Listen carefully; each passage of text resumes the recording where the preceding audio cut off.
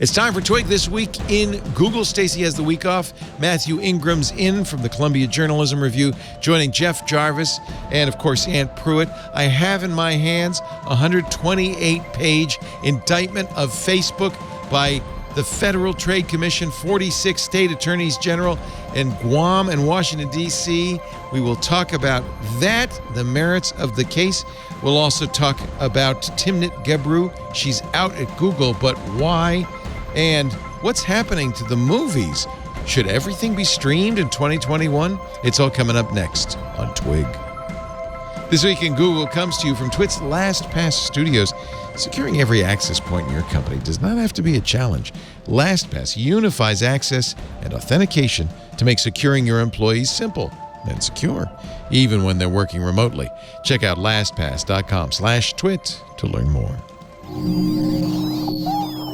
Podcasts you love. From people you trust.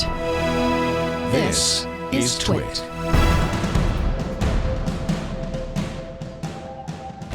This is Twig, This Week in Google, episode 589, recorded Wednesday, December 9th, 2020. 46 states and Guam. This episode of This Week in Google is brought to you by Command Line Heroes, a podcast that tells the epic true tales of developers, programmers, hackers, geeks, and open source rebels who are revolutionizing the technology landscape. Search for Command Line Heroes anywhere you listen to podcasts. And by Bandwidth. Easily add voice calling, text messaging, and emergency calling to your platform, backed by the power of a fully owned and operated Tier 1 carrier network. Start a free trial at bandwidth.com/twig. And by Linode. Simplify your cloud infrastructure with Linode's Linux virtual machines and develop, deploy, and scale your modern applications faster and easier. Get $100 in free credit when you create your account today at linode.com/twig or text TWIT to 474747 for a direct link to the offer. It's time for Twig This Week in Google, the show where we cover the latest from everywhere, all around the universe, including the Googleverse, the Twitterverse, and this week probably a little bit about the Facebookverse as well. Stacy's got the week off. Joining us from the Columbia Journalism Review, their chief digital writer, Mathew Ingram. Hello, Mathew. Hey. Calling from the Great White North. And it's we got our first snow. Jeff Jarvis got his first snow of the season today in New Jersey. I asked Mathew, and he said, "Yeah, it's been 11 weeks. What? How long is it? 11 feet? Couple of weeks. It's been a lot of winter in Canada. We're just getting started. Yeah, just getting started. Yeah. Also with us, the Leonard Tao Professor for Journalistic Innovation at the Craig Newmark Graduate School of Journalism at the City University of New York. Once again, a 10 out of 10, according to Rate My Skype Room. Which I won't lord over you too much that you're an 8 out of 10. But I get my first rating, and it's a lousy 8. You might have overdone it a little bit this week. It's on their rundown. It's the last thing another. It's very frustrating because, well, what we did is we tweeted the moment last week when, was it you, We Jeff? were talking about Rate My Escape Room. Yeah. And I brought up that somebody else had Christmas decorations. Yeah. Leo and never I wanted said, to be outdone. Well, here, watch. This is Room Raider, right? I love seeing people's and I like seeing the bookshelves. stars that way. Yeah. Yeah, I do too. And it was Ben cool. Rhodes today, major points. He had Christmas decorations on the bookshelf behind. This is going to be a new competition. Uh-oh. Yeah. Wait a minute. Should I decorate for Christmas behind me? Oh, yes, Stacy. Yes, yes. Oh, yo. Yes, Stacy. Okay. Have we talked about Google yet? I feel like we should have some Google stories. Oh, Look at this. Look at this. There you go. You happy? Decorations Happy complete. now? And I got a mere 8 out of 10 for that? It's the least amount that. of For those of you effort I've ever listening, seen. I'm Rhodes so Schmo infused. just decked the halls. I'm so infuriated. So Did that take 3 seconds? in order to get 10 out of 10, I've double decked I think you may have gone overboard now. I think even you're have in a Tacky-land. giant poinsettia bow on my Surface Studio and bells on the last pass sign and You need a Santa hat. that could be arranged. I've Do you got have a one right Santa hat? there. I got it. Oh Okay. man, I got it all. Anyway, happy holidays, everybody. Also with us, Aunt Pruitt, the host of Hands On Photography, Hands On Wellness, and he is also just reviewed on Hands On Technology a really cool e-bike called the Van Moof. It's Yeah, Dutch, I that thing guess. is really nice and It's really beautiful. interesting. Yeah, I love e-bikes. I'm a big fan. How much? Yeah, that's the problem. $2,000. Yeah, they're so expensive. Well, hold on. If you look at it compared to some of the other bikes in its It's cheaper than in its Specialized. class, I know. it's like half Yeah. the price. Specialized. High-end road bikes are not cheap. Yeah. I have a rad power bike. They're about 1,500, 14 or 1,500. And I love it. It's e-bikes are great for old people like me. So how does it work? Is it hold on. I got an old guy question. I live in the hills. So I can ride it as a real bike, and then when I Yes. hit a hill, it can help me a bit? It's a pedal assist. It's not a moped. More than a bit. So this is the one I don't know about the Van Moof. That's a little pricey. This is the Rad Power. I would get, I have the City. I'm sorry. Well, yeah, you could get the City. I have the City. They have a variety of these. That's 1,000. It's Good not as looking bike. pretty because, like the Van Moof, the battery's hidden in the Yeah, tube. see that looks like an e-bike. The Van Yeah, Moof it's doesn't got a look like an battery. e-bike. I know, I'm not trying to hide it, but I think the performance is excellent. This is great. This wagon, see this thing on the back? You can put kids on there. You could put a trailer. It's a haul. Brisket. You can bring stuff with you. This is the one I have. I really like the Rad City, actually. It's a great So bike. when you hit the hill, what happens? So first of all, the way these are configured, and it really varies by state and by bicycles, and I think this is probably different from the Van Moof. It's definitely different from the Specialized.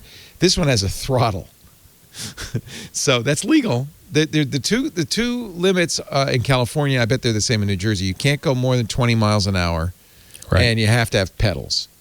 Right. But in this case, in California anyway, you can have a throttle, so you don't have to pedal at all. You could just ride it around like a moped. Right. And it only goes up to 20 miles an hour, but it's great. If you're on a flat, you don't need to pedal. You actually need to pedal on a hill because it's not enough to lift you up the hill, but you put it in low gear and you pedal, and you don't have to stand up, you don't have to kill yourself. You'll love it, Jeff. I highly recommend them. But on a flat, I can Can you still get pedal. snow tires? If you want, you could pedal all you want. You could turn the engine off and pedal. Well, but no, I'm asking something different. I see what I'm trying to get at Yes, here. you could still I pedal. want just assistance. There are in this bike 5 levels of assistance. So if you have it at 1, you're pedaling a lot with a little bit of assist. If you have it at 5, it's assisting and bringing you up to 20 miles an hour almost instantly. You It's throttle, like which doesn't it's like pedal at ludicrous all. mode for Tesla when it takes off. And then if you turn it off, which you can also do, then you're pedaling like it's a regular bike. So even if heavy your bike. battery died, yeah, it's a little heavy. It's 60 pounds. So Can you get snow tires? you keep asking that, Matthew. I don't know. I'd Cleats like- for Mathew. Yes. I would like to have one. Here Can't is say I yes. recommend it for Canada. Lisa has the fat tire edition. This is Okay. so there's a fat tire. I don't Does know it if have that's spikes? a snow tire. No, I don't. But it's a fat tire. I don't know if it's a snow. Okay. Yeah, you know what? Maybe you can get a snow tire. I don't know. It's got reflective sidewalls. I don't know. The nice thing is the brake lights and the front light are powered off the battery, which is really great. So you've got built-in lights. I feel very safe in these. I'm a big fan. Thank you for that little explanation. Not that I'm going to actually get one. You I'm should still totally debating get a rowing one. machine. No, get this instead of a rowing machine. You'd be so much It happier. gets cold No, here. get a Leo. rowing machine as well. Get them both. Right, get both. You can never have too many exercise that I don't use. things that yeah. you don't use. Yeah, it's. I live in the country now, so I've got an ATV 4x4. Do you really? Nice. Yeah. So you're Oh, living at the no. cabin Pretty great. now. No exercise, though. Are you living at the cabin now? No, a different. It looks rural kind of property. rustic. It's it a looks house. nice. It's nice. It I like is. Yeah. We're going to It is a see bit- Mathew on the show, building off the grid. I love that show. Oh, I do too. We go I off do the grid too. all the time. It's my Whether dream. we want to or not. I love building Alaska too. I love Yeah. that show. It's all going to change when Elon gets Starlink up and running, and you'll be Yeah. able to live anywhere and have good Yeah, internet. it's fine. I'm up for I've it. already tried to sign up. That's the one grid I want is the internet. Hmm We have solar, we have well, We have septic. So we're practically there already. I just need internet. I get 10 megabits. Well, that's not too bad. Is that Well, cellular or phone? I'm actually using cellular right Yeah, now that's what it because it's sounds fast. like. Yeah. Because it's faster. Yeah. Well, so you could do this. You can't be too far off the grid. So there are a number of stories. There's a huge Google story, which broke. Mm-hmm. We kind of started with it. The Timnit Gebru story. We talked a little bit about it last week. She is a very well-known AI ethicist and scientist. She wrote the original paper that showed that women of color were often misidentified by face recognition technology. That was a couple of years ago. Google hired her to be part of their ethical AI team. They fired her last week after... She created the whole team, I think. Oh, really? So it was her team. Yeah. She had written a research paper with co-authored a research paper with a number of other people that apparently Google didn't like too much. Among other things, the paper, and actually the MIT, let me see if I could find this. Technology review. Technology They wrote review. about it. They didn't put the paper up. They didn't put the but they paper wrote up, but about they it. summarized the Yes. paper. And they talked about what Google probably didn't like about it. One of the things Google said, hey, that stuff about how much the carbon footprint of AI and training artificial intelligence, that's old. We've gotten better than that because remember, Google's really pushing the fact that there's carbon neutral and all that. She, in the paper, she said that energy consumption and carbon footprints of machine learning training AI models have been exploding since 2017 as models have been fed more and more data. That I got wasn't the most impression it important part was. of it. I got the impression it was they were partly upset about her argument that large data set machine learning, which is exactly what Google does, the larger the data set, the less you should trust it, unless you can basically That was the essence disclose of it. everything that the data set does, Right. which obviously they don't want to do. And by the way, that's why Google hired her, is to raise alarms about stuff like that. Theoretically, yeah. Now, Google said we And didn't she sent fire a mean her. email, though. Sorry? She sent a mean email. She sent a mean email. Google said that they wouldn't publish the paper because, quote, it didn't meet our bar for publication. She sent an email that said she would resign unless Google met a number of conditions which it was unwilling to meet. She tweeted that she had asked to negotiate a last date for her employment after she got back from vacation. She was cut off from her corporate email before she got back. So they were negotiating her departure, but they fired her before the negotiation, I guess. Yeah, they said, so Google basically said, we're taking your note about these conditions to mean that if we don't meet them, you will resign. And instead of taking time for you to resign, we think you need to resign effective immediately because of the email you sent. Now, I often try to avoid employment disputes because the law, especially in California, is very strict about what you can talk about as an employer. So we probably don't know what else went on or anything like that. However, a lot of people at Google, 1,200 workers, have signed a petition condemning the firing.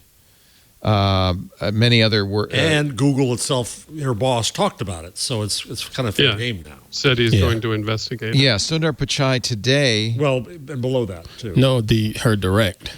Oh, her direct boss. Her direct wrote about it. Okay. Yeah. Oh, Dean. And today, Sundar Pichai apologized for the company's handling of her departure and said he'd investigate and work to restore trust. This was a memo he sent internally, but Axios, of course, obtained it. So, but my problem is we don't know what else happened. So I'm always hesitant to weigh in on these things. My initial response was the whole policy about submitting this information, and you had, what was it, a 2-week window? 2 weeks for an approval?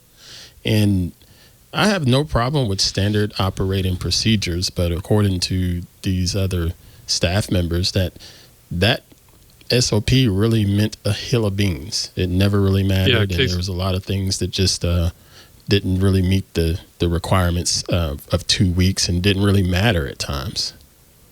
Yeah, Casey Newton said that he heard from people at Google that no one submits their papers 2 weeks before. She was treated differently than normal. Right.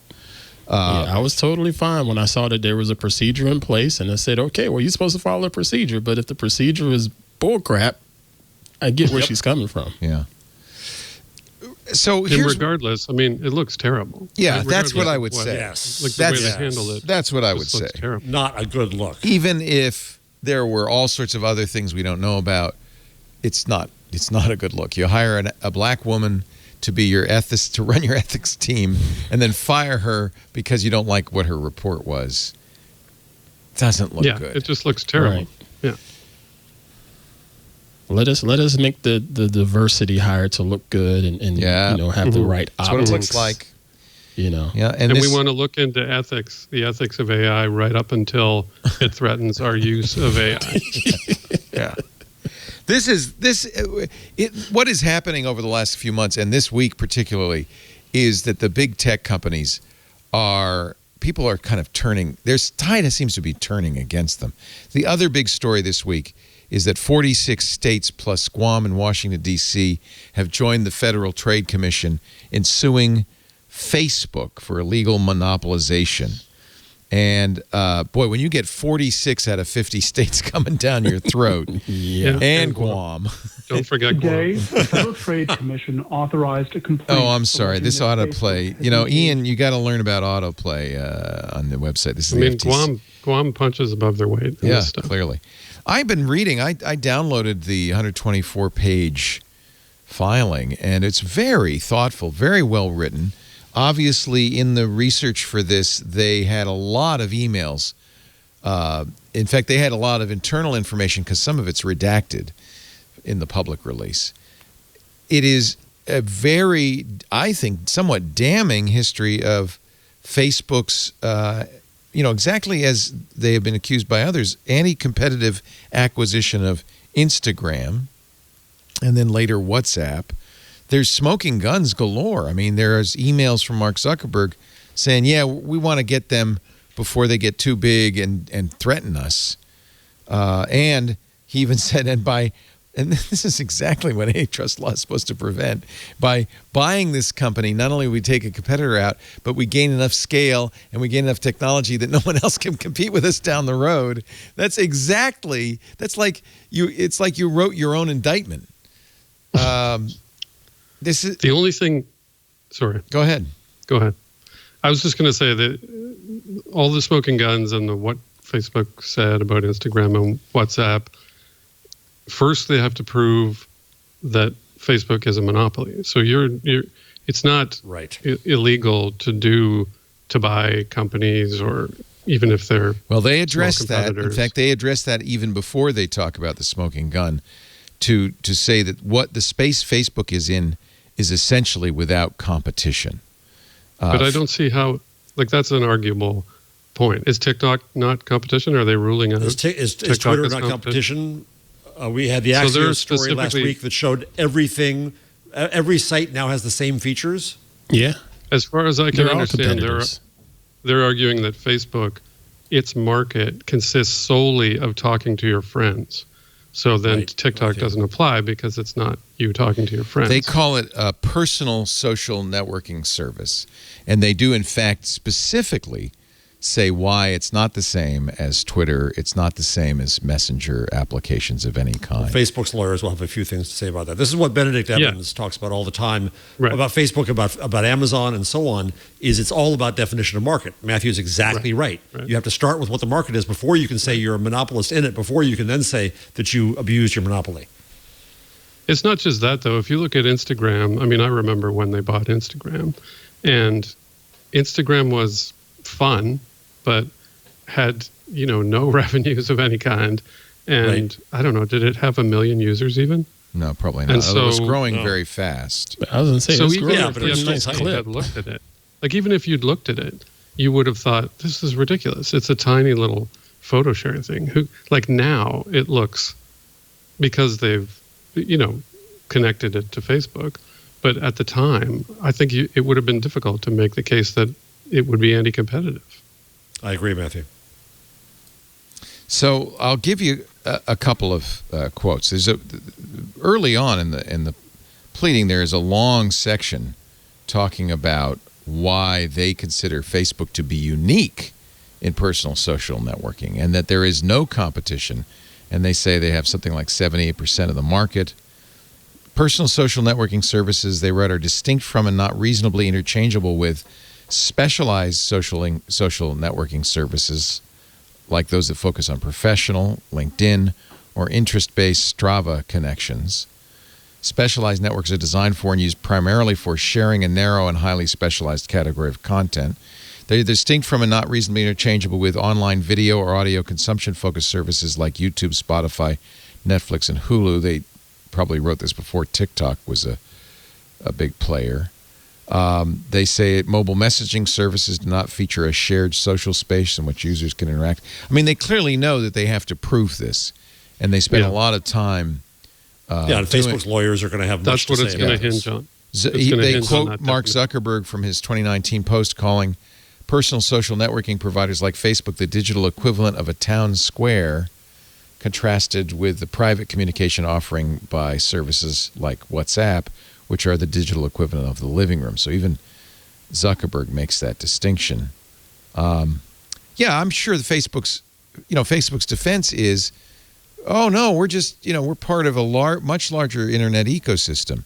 But I think you can really make the argument that Facebook has moved at every point to consolidate, because of the network effect, which they address, because of Facebook's gathering of data, which they describe. They say Facebook has a substantial competitive advantage with respect to data because of its ability to align Facebook user identity across the family of apps it has acquired, Instagram, WhatsApp, and others, and with users off Facebook data, the like button. The volume, velocity, and variety of Facebook's user data give it an unprecedented, virtually 360-degree view of the user and her contacts, interests, preferences, and activities, which allows Facebook to personalize content to its users that other platforms are not able to provide.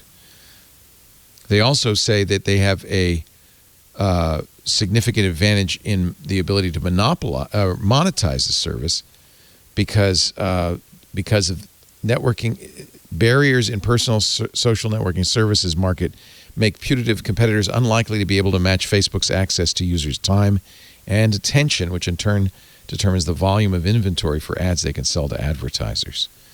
So it seems to me one question they're going to have to answer is, why then did these acquisitions go ahead?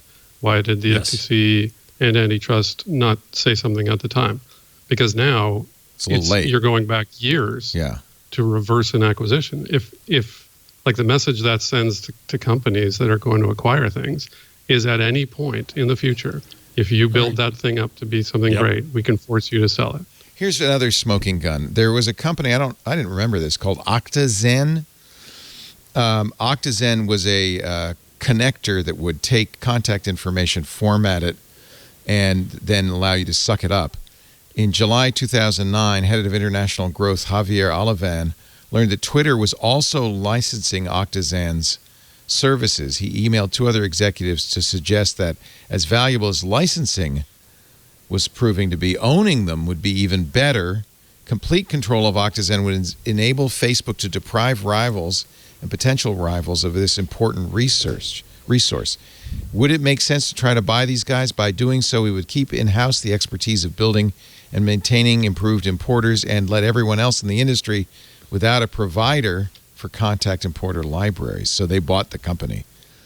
Just like Twitter bought TweetDeck right off from underneath the hands of a friend of mine. Yeah. Who had a deal too. Right. I put up the, right below the stories on line 40-something, I put up that Axios chart again, which is worth looking at. Because it shows how line 42. I see it. I got it. right? It shows how by feature, it's not a monopoly. Everybody's doing what everybody else is doing. Yeah, but by audience, nobody would say that the experience of Facebook is anything like the experience on any of these other ones. Well, it depends on how you use it. Right. If you love stories on Facebook, it's like Snapchat, and it's like everybody. Yeah. There are people that use Pinterest quite heavily, and it's like another messaging and communication platform, even though... Yeah. Do you go to Pinterest, though, to see what the grandkids are up to, or to... Some people do. Pardon? Some people do.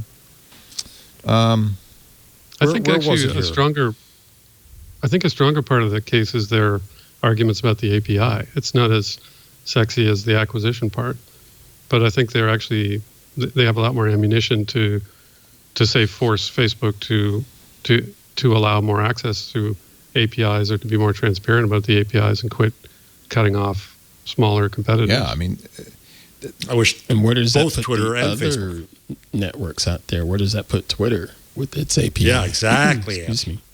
Because there was a lot of fuss and kerfuffle over the Twitter API many years ago regarding things like TweetDeck. They have been opening up more. So I think they realized at some point that was a mistake. They nuked the entire developer community, and it took years to sort of. I mean, there's still developers that I assume underwater never there. work with them. Yeah. Well, what helps not kill this complaint, but it has a big impact on it at the exact same time it comes out is the story on line 77.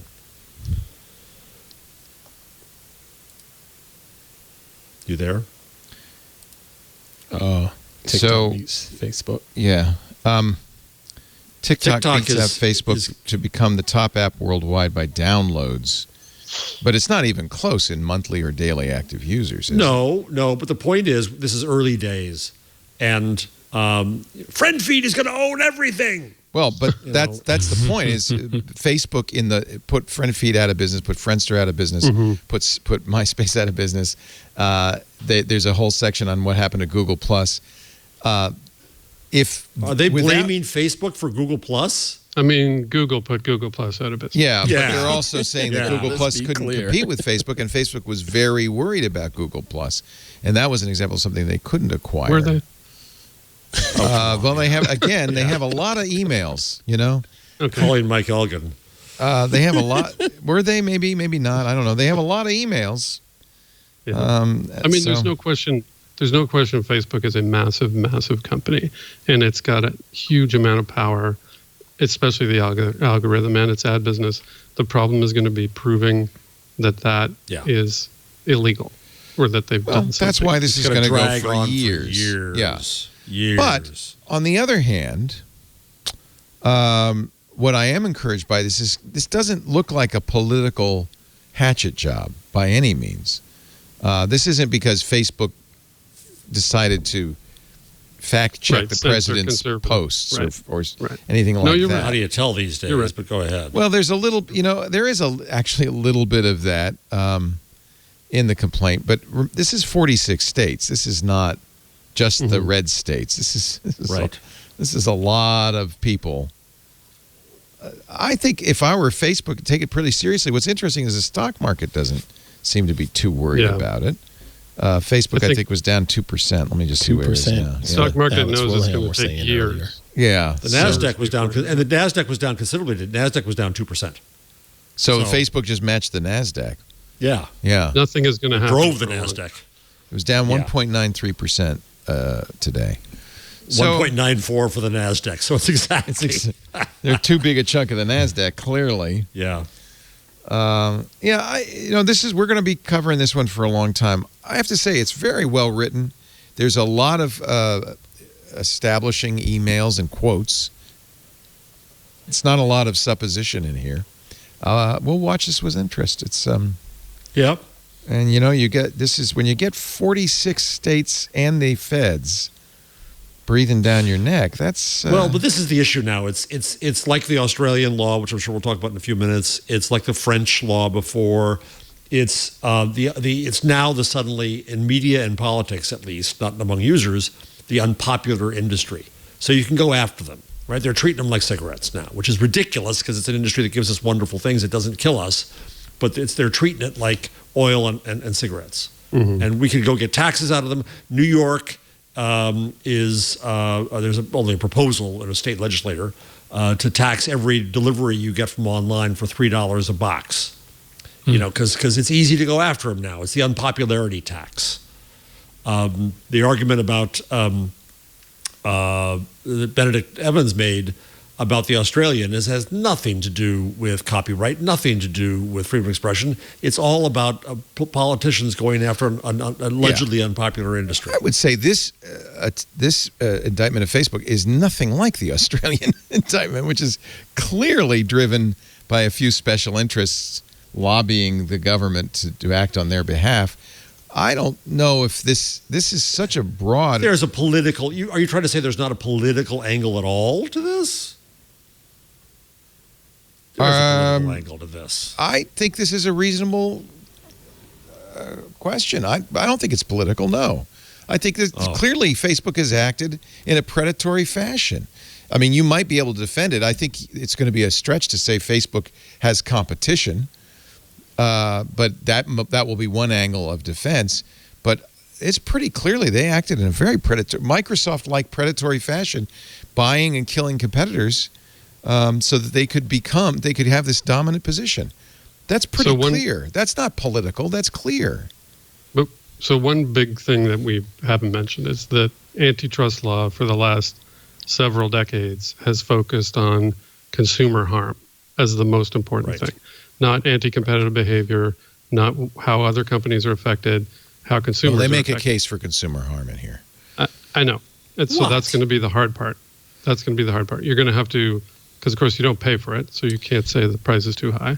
But they will have to argue that consumers are harmed because of vague things like privacy or their data being shared. Those are difficult cases. Which they're doing voluntarily, right, for a reason to get a free service, yeah.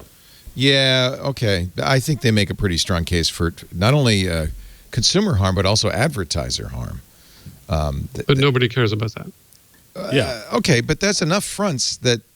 And I think antitrust law in the United States is evolving. I think that was another thing that's happening. It's not necessarily... It is, yeah. It's not just consumer harm or company harm they're looking at. But you have to shift the entire sort of body of antitrust The harder law. thing is to know what remedies they would be looking for or would be reasonable.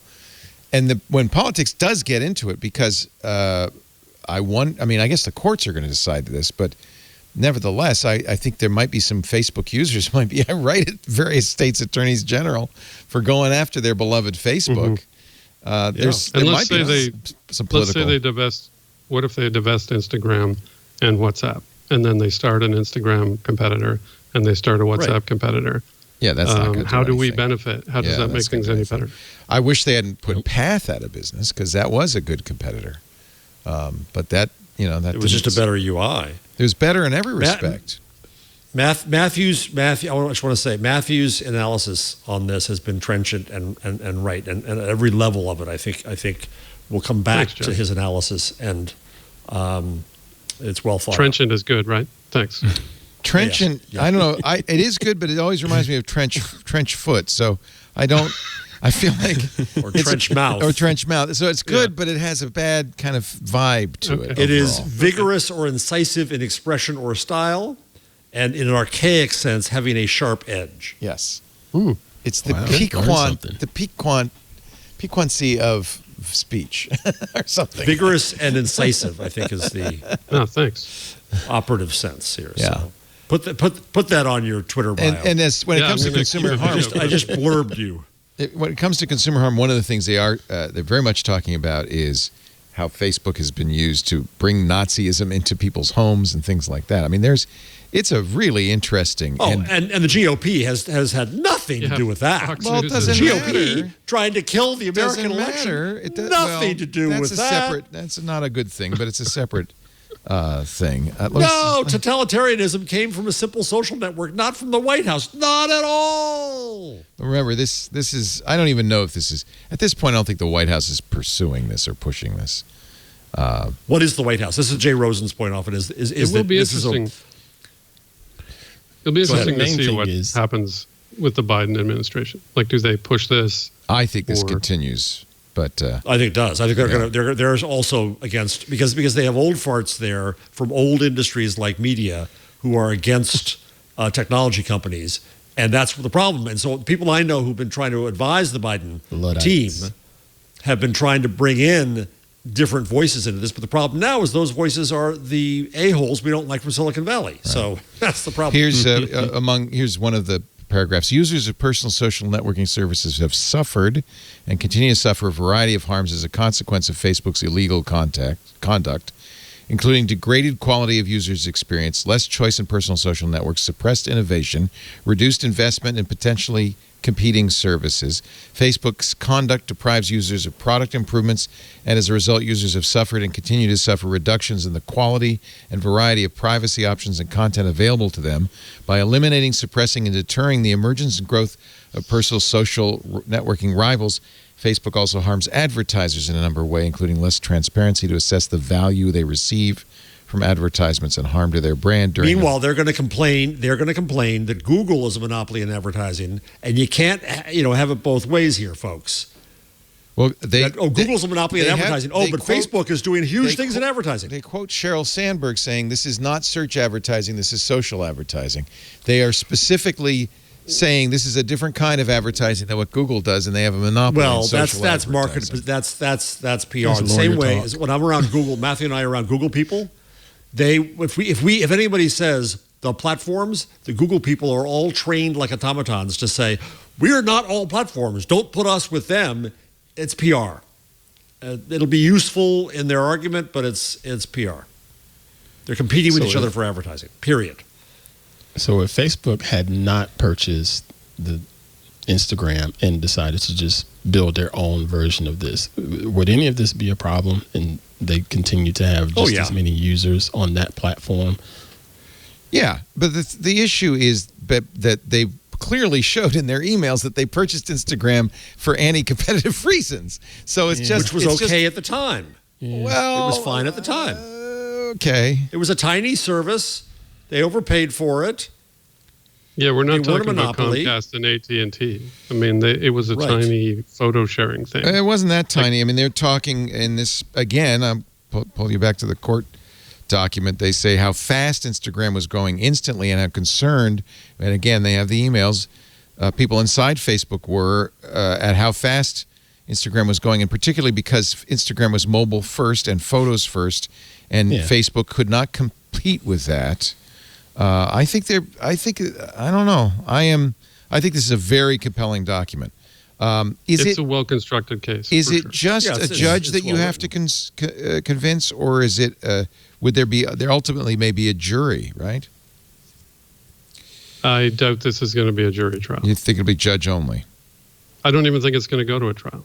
Oh, they'll. Yeah, so Dr. Trenchett, do you think it's going to be settled or never get there, or what's going to happen? Well, I'm sure Facebook would love to settle this. Either never get there or settle. Hard to settle with 46 states in the FTC, not to mention Guam.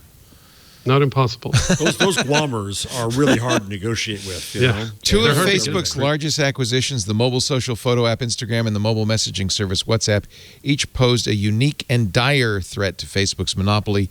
Each had enormous and rapidly growing user networks, and each was well positioned to encroach on Facebook's dominant market position. That's ridiculous. Well, that's ridiculous. Is it ridiculous? Instagram, it is ridiculous to say Instagram at the time posed a dire threat to Facebook. I just think that's absurd. Well, they have to make the case, obviously, and I think they believe they've made the case because they have a lot of documentary support for that, and including the opinion of people inside Facebook who are very. I think you could actually make a better argument for WhatsApp. I mean, for instance, they paid $19 billion, which was 100 times what anybody else was. At the time, same thing happened with Instagram. Instagram was valued at $500 million, and there's an email from Mark Zuckerberg saying we should pay $1 billion so they can't say no. But WhatsApp, someone offered to pay $100 million, and they paid $19 billion. Right. And it was also by far the largest message. Oh yeah, WhatsApp's in here. System in the world. So I think they've got a better case with WhatsApp than they do with Instagram. Yeah, I think you're right.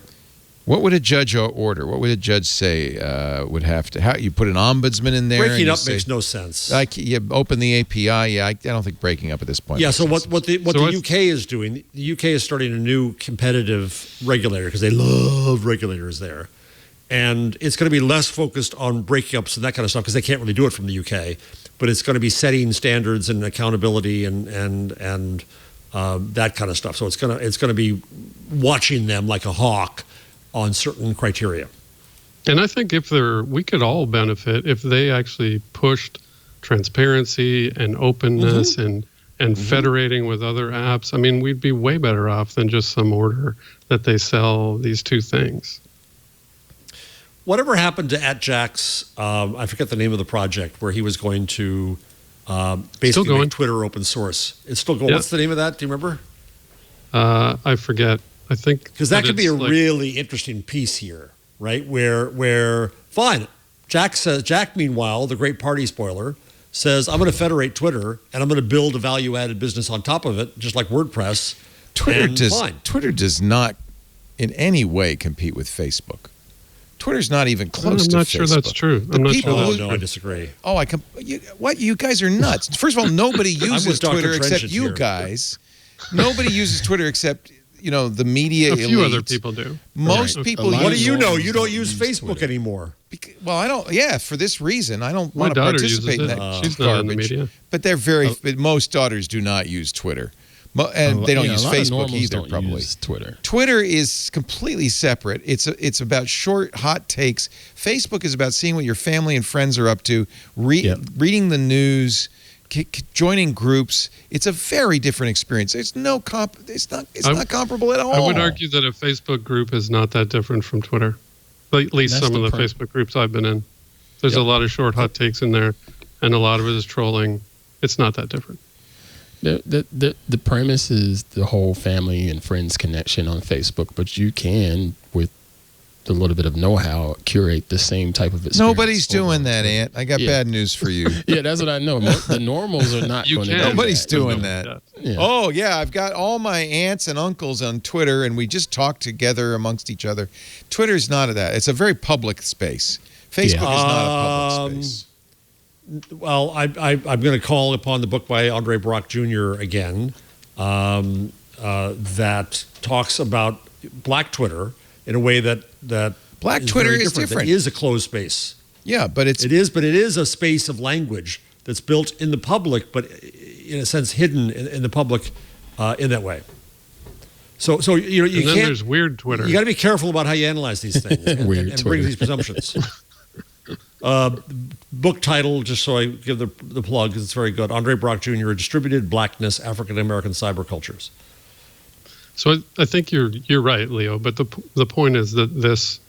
Thank you, Mr. Trenchant. Don't tell me that. Jesus. Oh, the Canadian and you cannot help but come out. Story. Next thing you're going to apologize for disagreeing with This is the story of Trenchant and Trenchmouth. It's together. Hey. You're right in a very limited way. In which you're trying to make it up now, Mathew. Take it back. The hard part is that all of these things overlap. You can't draw a discrete boundary around Facebook's market. I agree. That's the hard part. No, I agree. But honestly, how many users does Twitter have? 300 million? 400 million? How many users does Facebook have? 2.5 billion? It's a little more than that. But most of them don't really use it, right? Come on. Twitter, I would agree. At least half of those 400 million are bots. Twitter's importance has been way overstated. Wouldn't that be an interesting antitrust defense? Oh, actually, 3/4 of our audience doesn't exist. So.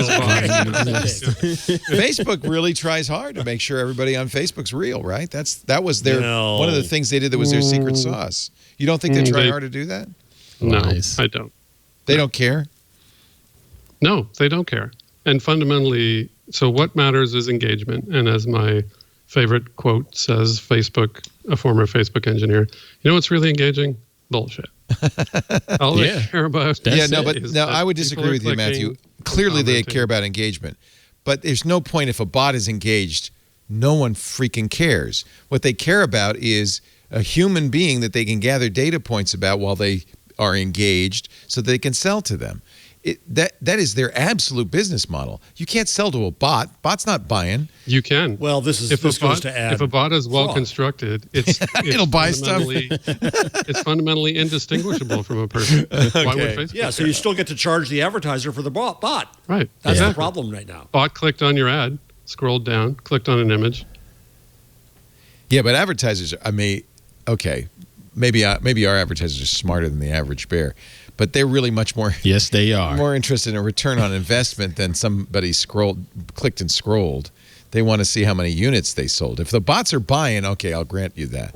But if the bots are clicking without buying, all that does is look bad for Facebook. Then the advertisers come back and say, "Oh, we got all these clicks, but we didn't get any sales." That's not good. I don't think that's the business they're in. It's sure the business we're in, because I hear that a lot from advertisers. For sure. We sent I can't remember what it was, 14,000 visitors to one advertiser's website, and they were unhappy. In fact, they canceled because they didn't sell enough product. It's like, well, my position is, if I sent them to your site and you didn't buy the product, that's your problem. Your fault. It's your fault, man. I got them there. I got them there. And what do you want me to do? Right. You know, take their wallets and take the money out? You got to sell them once they get there. Anyway. Yeah, you drive the Our bus advertisers with are the people smart, to the I guess. store. They care more about sales than they do about clicks and scrolls. All right, let's take a little break.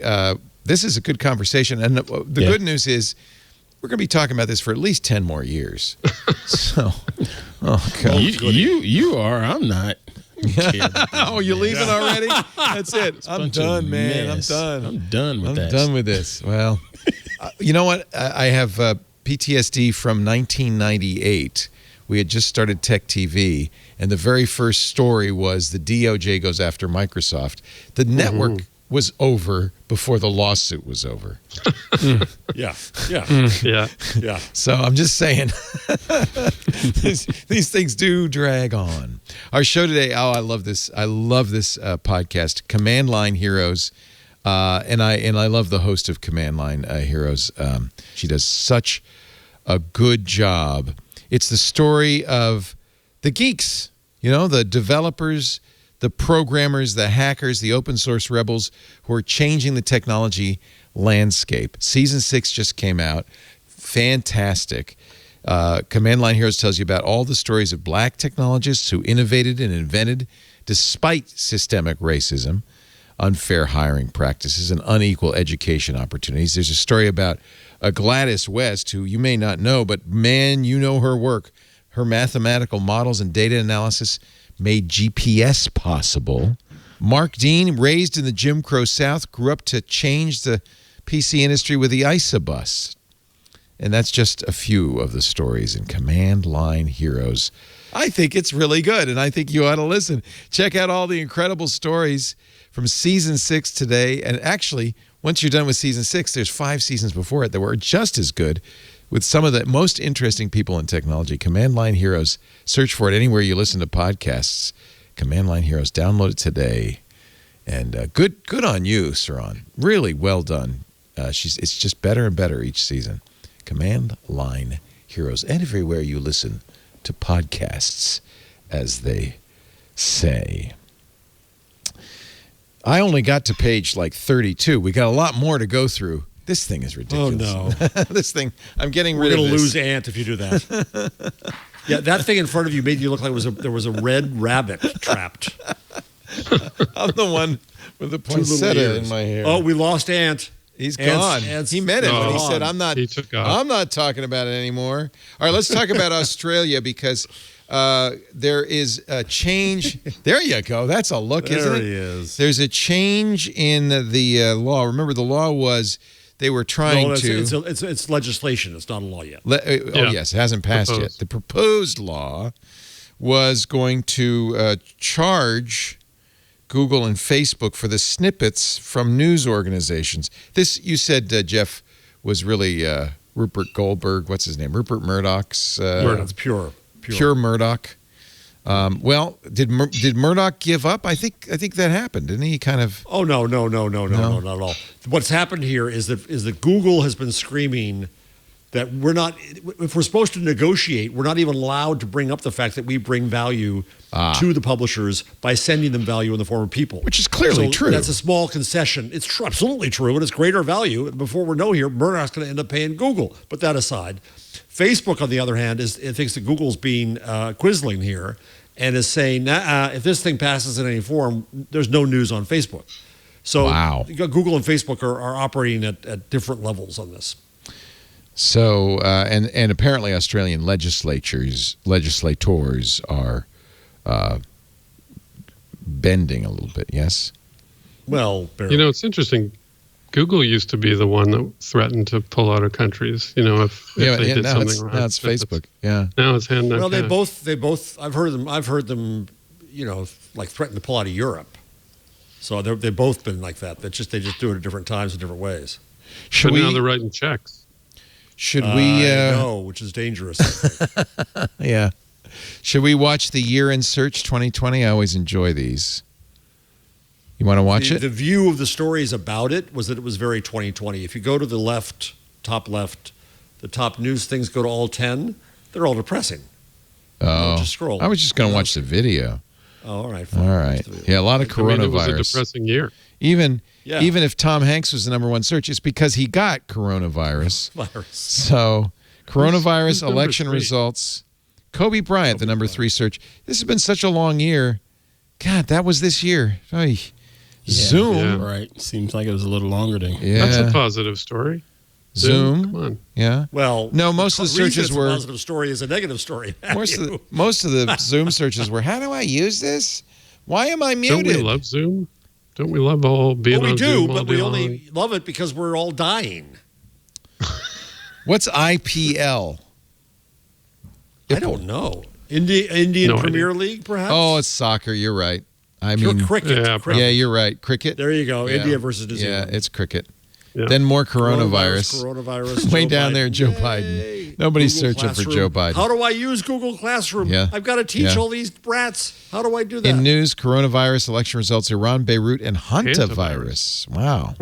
Okay.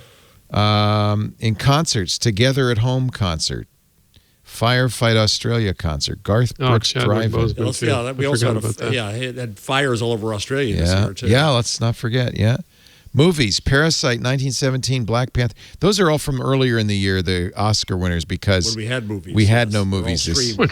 I like it, though, that the 2008 movie or 2005 movie, Contagion, is on the top 5. I think it was in 1 month. That was the #1 movie. Oh, yeah. On iTunes. The last 2 years. Yeah. Wow. Yeah, I watched it. Yeah, I did too. Yeah, it's how we learned what R-Not was. Great movie. Yeah. Ricky Gervais in the top 5 actors. Ryan Newman, the #1 athlete. Michael Jordan. Concerts, we did that one. TV shows, Tiger King. Then Big Brother Brazil. Lyrics. Watch the video? Go ahead and watch the video. WAP, of what? Course. WAP, of course. WAP. Gotta watch the WAP video. That is the worst video. Oh my God. That's basically porn. I mean, the song video is porn. So I have. What's your point? I was listening. I don't remember where this was. Maybe it was at Dear Abby, where I think it was on Salon. A mom said, "So my daughter, my 11-year-old daughter said, 'What's WAP, Mama?' And she went, and then said, 'My friend's mom says it's waffles and pancakes.'" Nice. But good one. My other friend's mother says it's worship and praise. So which is it? And then the mother said, I had to explain it what it really was. Am I a bad mom?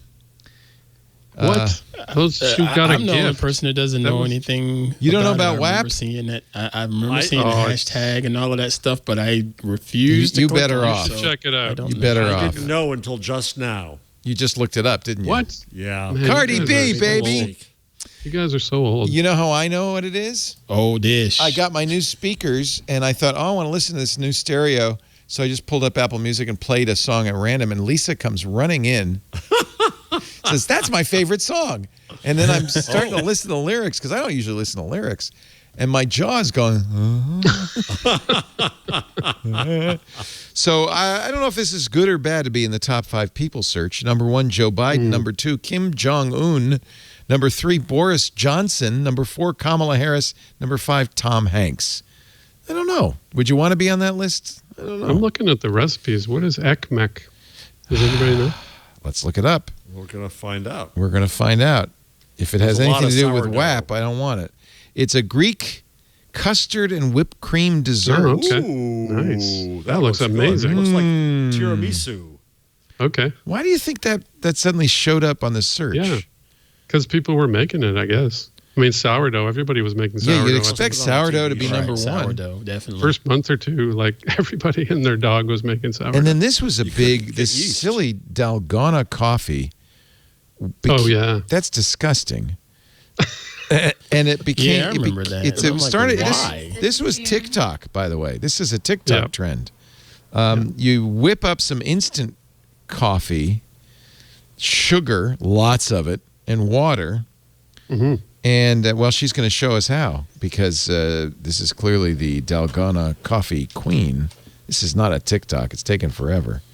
2 tablespoons granulated sugar, 2 tablespoons instant coffee, 2 tablespoons cold water.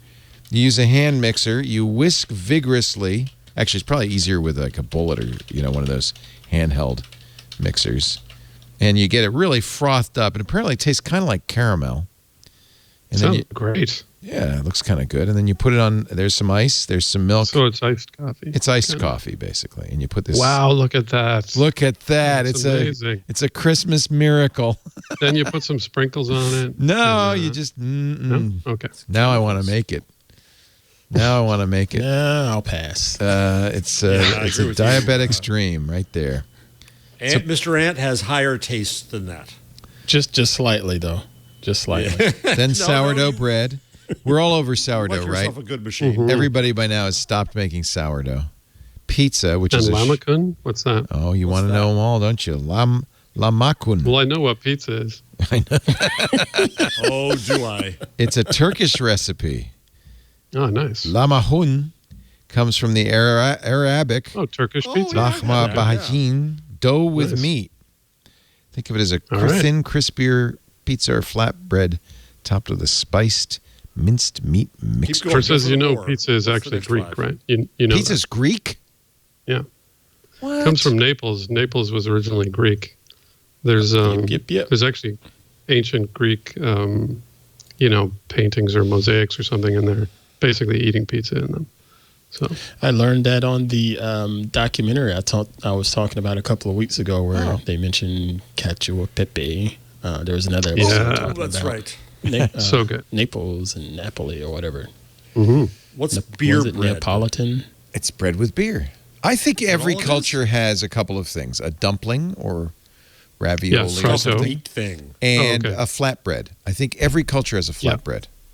Also, almost every culture has meat on a stick of some kind, and fried Winning. dough. We have corn dogs, so you're right. Fried dough. We do. Yeah, Winning. there you Yeah. go.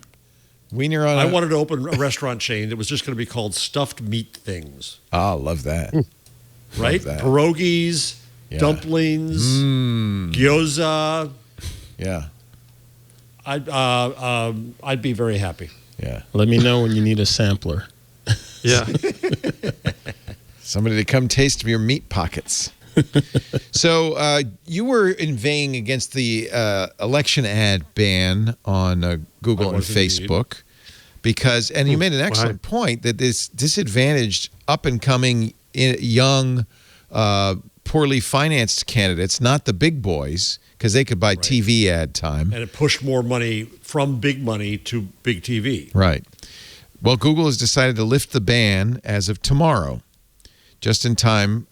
There is still, believe it or not, it seemed like this was the endless campaign season. It's still going on. Of course, there's 2 Senate seats up for grabs in Georgia.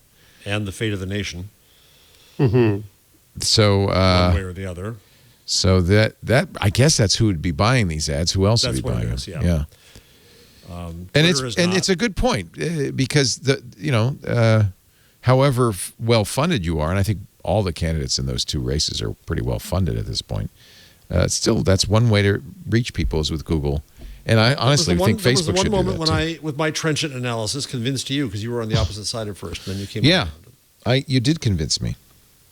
You know what? I have to say, for all of the ink that was spilled over the election and all the things that could go wrong and Russian interference and all the things that we were worried about. It actually went really surprisingly well. That part went fine. It's the stuff after the election that's going. It's everybody trying to take a perfect election and throw it out. That's where the problem is. Isn't that ironic? Now, there are those who say, oh, it's you liberals. Now you think it's a perfect election because you won. I guess you could say that. But there doesn't seem to be any evidence, as hard as we're looking, of fraud. And in fact, I think one of the things that happened was the lessons learned from 2016. And also, most importantly, all the technologists who said voting machines without a paper trail are too dangerous. You got to have a paper trail. And I think many of the states took that to heart, and there was a paper trail. And that's these audits that we're seeing in the recounts. Those are based on the paper trail. And I think that is showing that's really the case. That's how you avoid fraud. So I have to say that when everybody was screaming about voting machines, I was saying, come on, it's fine. And they were right. They were absolutely right. Without a paper trail. It's they're fine. You don't believe that lady, the lady who was testifying with Rudy Giuliani, No, I don't believe the drunk. The woman you regret starting a conversation with at a hearing. Yes, exactly. Was that the Saturday Night Live take on it? It sounds like it was. Yeah. It was excellent. I recommend watching it. Unfortunately, it just went on as long as she did. Skit. Yeah, that's one problem with SNL, isn't it? They don't know how to end a skit. One of their problems. Of several. So you wrote an article, Mathew, in CJR, the Columbia Journalism Review. Well, you've written many, but this one is on Facebook's first hearings on this. You call it the Supreme Court. There's a couple of problems. Board. There's a couple. Yes, there's the oversight board. There's a couple of problems. One is I didn't realize this. It's going to take 90 days for any opinion to take effect. At least, yeah. So it doesn't really solve any immediate problems, I guess is what I would say. I think you've put your finger on one of the big problems. Yeah. We talked about the board. Jeff, I think you agree, it was a prestigious group of people. Yep. Chosen people, including the former Prime Minister of Denmark. So here are the cases which you enumerate. We should do a little game. We could have a panel. We could have judges, and you could be the oversight board. This is what Facebook did rolling up to the oversight board. They would bring in 40 people in a room and show them cases and say, what would you do? Because there are something like 20,000 appeals, and they only can review 6. 20,000, and that was in a number of weeks. Yeah. So obviously, this is going to be a little bit of a bottleneck. A screenshot of tweets by former Malaysian Prime Minister in which he wrote, Muslims have a right to be angry and kill millions of French people for the massacres of the past. Oh. Was this left up or taken down? This was left up, I believe. No, it was taken down. It was taken down. So the only thing the oversight board is allowed to do is look at cases where things were taken down. Oh, you can't look at things that they shouldn't have been. Oh, all right. It's not allowed to look at things that are But they're going to. They're just figuring out how to do that. Okay. So they're going to... Because if you think about it, Leo, if something's left up, there's an aggrieved party, which was the poster, and my post was taken down, so that's the appellant. If something's left up, there's nobody aggrieved party. Right. It could be just Leo doesn't like the post. Right. Yeah. So it's more complicated. Here's one I wouldn't like. Photos of a dead child with text in Burmese saying, why is there no retaliation against China for its treatment of Uyghur Muslims? It's the image, I presume, not the content that was caused it to be taken down. And I think that's I'm sure there's going to be a lot of discussion about newsworthiness with that. Yeah. Next one is better. Alleged historical photos of churches in Baku, Azerbaijan, with text saying that Baku had been built by Armenians and asking where the churches had gone. This is the Armenian massacre, I presume, is the topic of this one. And the Turks have been pretty, even to this day, they really pretty much don't want to talk about it, do they? No. So this was taken down. Why? They're historical photos of churches. Why would you take that down? Explain to me. Yeah. 8 photographs on Instagram which include female breasts and nipples with text in Portuguese about breast cancer symptoms. So it's a public health message. See, this is a classic always been case. a bugaboo with Facebook. Always, but they don't Emily, like nipples. Yeah, they like male nipples. Yeah, so that's and so they like certain nipples in certain some nipples ways are okay for certain reasons. You now have to have a child attached to the nipple, or you have to have literally a mastectomy, or be a sculpture. I think are those are the 3 exceptions that have been allowed. But this is a great example of how like it's like saying I know what pornography is when I see it. There is no way to define a policy that is not going to make mistakes and take things down when someone is writing about breast cancer and posting a photo. Yep. It's just... So, I mean, I can go on. You could see... Also known as slippery slope. First of all, I would say in most cases, these... I mean, they're all legitimate points of debate, I guess. Churches... The user stated that they are against Azerbaijani aggression and vandalism. So it violated the hate speech policy. Okay, yeah. I mean, I think these are reasonable, but there's only 6 of them. This seems like just a drop in the bucket, less even. And they're so kind of obscure. Yeah. Not to other cases, but in America, they're fairly obscure. The breast one, I think, that's been an issue for a long time in Facebook. Maybe that should be resolved once and for all. Yeah. But I don't think it ever can be. That's sort of my point. It's that you can. I'm sure they will talk about this and say many smart things about it, and then we'll just go on with our lives because there's no way to come up with a coherent. Certainly not a policy that AI could implement. I don't think. Yeah. This is a challenge. I think if you don't like Facebook, you could argue this is exactly what they were hoping it would be. Attracting a bunch of attention, doing nothing important. Right. Just taking some of the heat off of, go ahead, go off and do that and let us go on with our lives. So that was one of the sort of arguments when they were putting it together was find a lot of smart people who are well-meaning and let them sit in a room and talk about stuff that has nothing to do with anything. And then we can point to it and say, look, see, we're doing things. I'm working. Now, I've written about this where I've argued that, and I've talked to people inside Facebook that my argument with Facebook is that they don't have a North Star.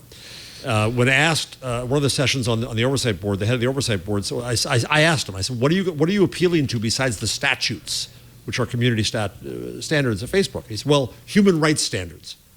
Well, between those two, there's a huge gulf that somehow needs to be filled with something, and Facebook hasn't really said, this is why we exist. This is what matters to Facebook. This is what we expect of you. This is what you expect of us. Yeah. Right? There's none of that that's going to inform this process. So what I said to the people of Facebook, and again, I've written this out loud, was, I think that I was expecting an American-style constitution, which is all written down, and here it is, in black and white, versus a common law constitution in Mathew's land and the United Kingdom and such, where it's built over time by precedent. I think there's a possibility here that a constitution for Facebook could be built by the oversight board if they pick cases that illuminate principles rather than statutes. These 6 cases, I don't think do that, but it's a dry run.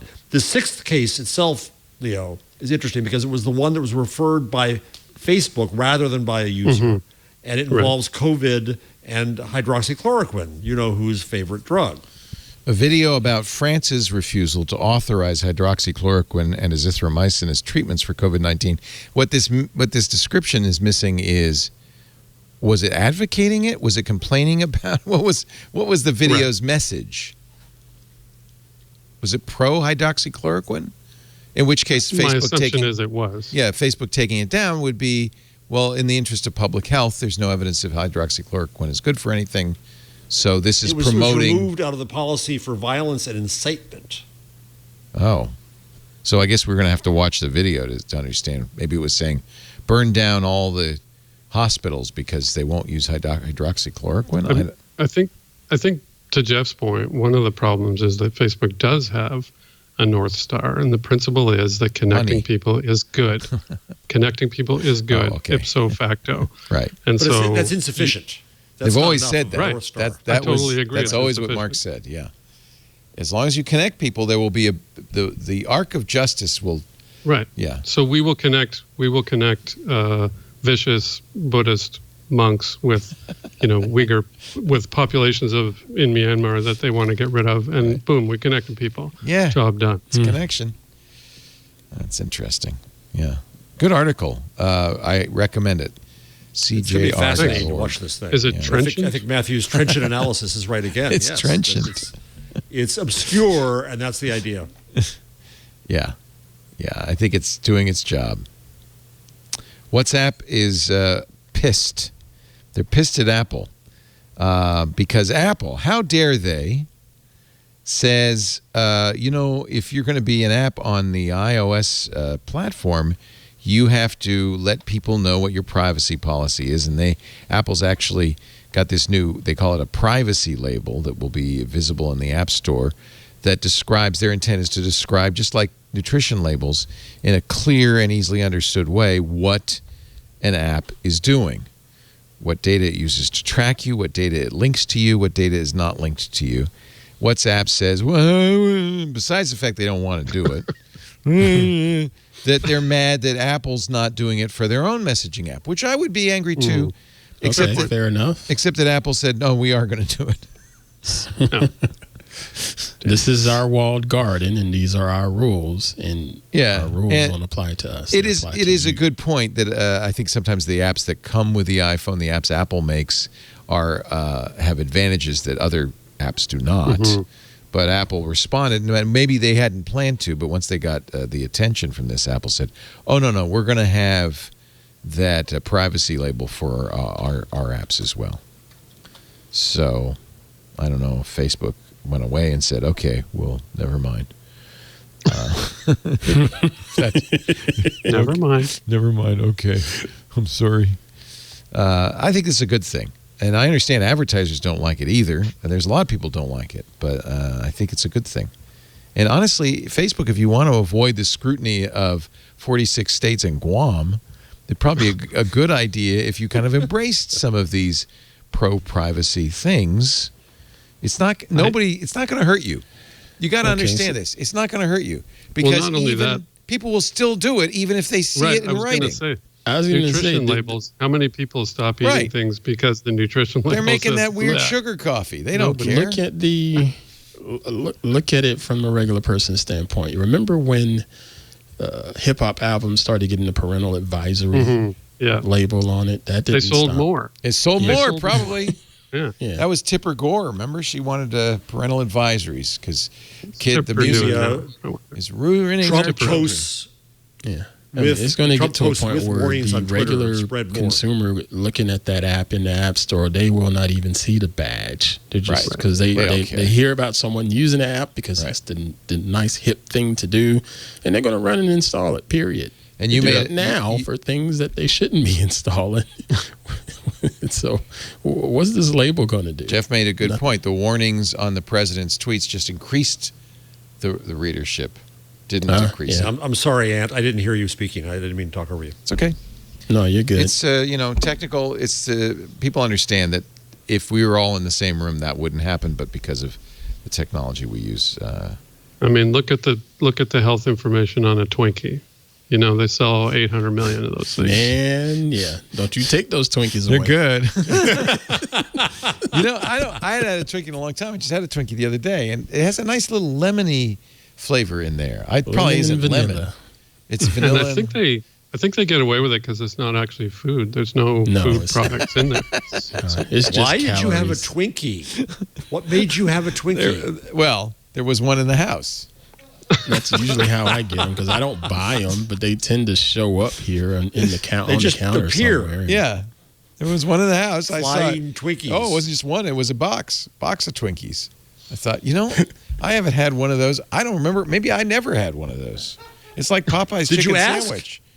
How did we end up with a box of Twinkies? Oh, I know why there's a box of Twinkies. We got an 18-year-old in the house. Oh, all right. Why else would there be a box? Same reason they're in Ant's house. Why That's else? exactly why. Nailed it. I didn't buy it. Oh, no. Yeah. Of course. But you ate one. Well, I happened to be and walking by as I was grabbing my coffee. He stuck it right next to the coffee stand. So it's hey, what are you gonna do? It was quite delicious. I don't. It's pretty soon. It's a cake. Pretty soon, Twinkie truck is backing up to Ant's house. Yeah. It's That's what I just heard a minute a ago. little bit of sponge cake with some unknown cream inside. Sure it is. Yeah. Sure it is. Yeah. it works. Yeah. Twinkle. We had something, the half loon moon, that we used to eat when we were kids. And the Jost Louis. Yeah. There's Twinkie the Kid. Look at that. The managing editor I used when I was a TV critic at People now, not TV Guide. When I wanted to disparage a show, I often called them Twinkie until the managing editor called me on it and said I had used the word Twinkie as an adjective too often and I was forbidden to use it again. Wow. I would hope he would say that almost immediately. I used to call things that were badly made Mickey Mouse. Because that was something that people said. And we got a letter from Disney. Disney said, boy. cease and desist. Like, what Wait are a you minute. implying, Here's Mr. Ingram? Hostess Twinkie flavored coffee. Should Oh, we- man. God, that's you can disgusting. get ding Oh, dongs, snowballs, Jesus. or You're killing me. Shark jumped. Ant, Could you blend you it? wouldn't do that, Ant. Could No, you no, blend it's it the and pods. Put it in your, put it in your Twinkies. No. put it in your Not Durango doing it. coffee. Your Delgano coffee. Oh, There you now go. you're crossing Eh? the streams. Okay, when we So- get to this point in the show, usually This is the Stacy one time when complains. segregation is okay. Keep the Twinkie and the coffee separate but equal. It's okay. I don't know. I'm going to take a little break, come back. We still have a changelog to do. There's lots more to talk about. Mathew Ingram is here. He's the chief digital writer at the Columbia Journalism Review. That's a pretty prestigious title. Mathew I on the Twitter, 1T. Is there a chief print writer? No, I don't believe there is. Okay. No. It sounds like maybe they made up that title for you, Matt. Is that? I mean, he's a all digital titles guy. are made up in a way. What's the linotype? They are. What? Yeah. I use a typewriter, damn it. Also with us, Mr. Jeff Jarvis, who is a digital native by these days, former TV Guide critic, and People Magazine, and a Twinkie user. No. User. You can accuse me of many things. I have my cacio e pepe out of the microwave, but Honestly, I don't eat Twinkies. I think a cacio and pepe and a Twinkie probably nutritionally not so different. I'm just saying. Not at all. Maybe. I'm just saying. Yeah, Ant's the guy. He's the hands-on wellness. Our coach here for photography and wellness, twit.tv/hop and how. Our show today brought to you by Bandwidth. This is actually a Google story in a way, because if you use Google Voice, if you do calling with Google apps, you're using Bandwidth. They're what's called a CLEC. That's what they are. They're a competitive local carrier, but they are a cloud-native, cloud-first carrier, and that's what makes them so different. Really an interesting company. Google uses them. Lots of companies use them. Microsoft, Zoom uses Bandwidth. LogMeIn uses Bandwidth. Everybody uses Bandwidth because they've injected the power of software into telephony with cloud-ready voice calling, text messaging, and 911 built for the enterprise. They've helped some of the biggest brands in the world disrupt industries, create new products, change how people communicate. This is infrastructure with a capital I. Bandwidth APIs are behind the scenes of Google products, ensuring quality communications. Other companies like Microsoft and Zoom rely on Bandwidth to bring their most important customer experiences to life, from sending SMS notifications at just the right time to making sure contact center calls sound crystal clear to ensure reliable and secure 911 calling. And this is all because Bandwidth has its own Tier 1 carrier network backing their API platform. Means it's a no middleman solution, and the pricing structure shows it with greater insight into quality and deliverability because you're getting it direct from the source. You're also getting a seat at the industry table. Many people use bandwidth. I'll give you an example. The co-founder and director of software development at Rover, Philip Kimmey, raves about bandwidth. He says no other provider offered the same level of hands-on support or cost savings that bandwidth has been able to deliver to Rover. Their flexible APIs made it simple for us to get up and running without missing a beat. Join the big boys and the innovators who build with bandwidth, get the power and reliability of a Tier 1 carrier network paired with the control and agility of enterprise-grade APIs with bandwidth. Start a free trial at bandwidth, bandwidth.com/twig, bandwidth.com/twig. We thank them so much for supporting This Week in Google. And you support This Week in Google by using that special address, bandwidth.com/twig. Let's get the Google changelog. There. The Google changelog. I am so excited. Tomorrow, the biggest game of the year, perhaps of the decade, maybe even of the century, comes out. It's called Cyberpunk 2077, and it's going to really be the test of Google Stadia. Stadia is the Google streaming gaming platform. Works with pretty much everything. In fact, one of the things for me that's interesting, I'm going to try playing Cyberpunk on my new Mac laptop, an M1 laptop. Google released a native version of Chrome, so I should be able to do it. If you've got a Chromecast Ultra, you could play it on your Chromebook. They've got a lot of AAA titles. And finally, when they showed Stadia, God, it's more than a year ago now, they mentioned that one of the things you could do as a player is live stream your games directly to YouTube. It all starts tomorrow. I wonder why. It's rolling out to everybody. Somebody told me, I think I can play Cyberpunk right now. Right now. It came out about 25 minutes ago. So, and people are already playing it. Should we see if people are playing it on YouTube? That's actually kind of cool. Let me see real quickly.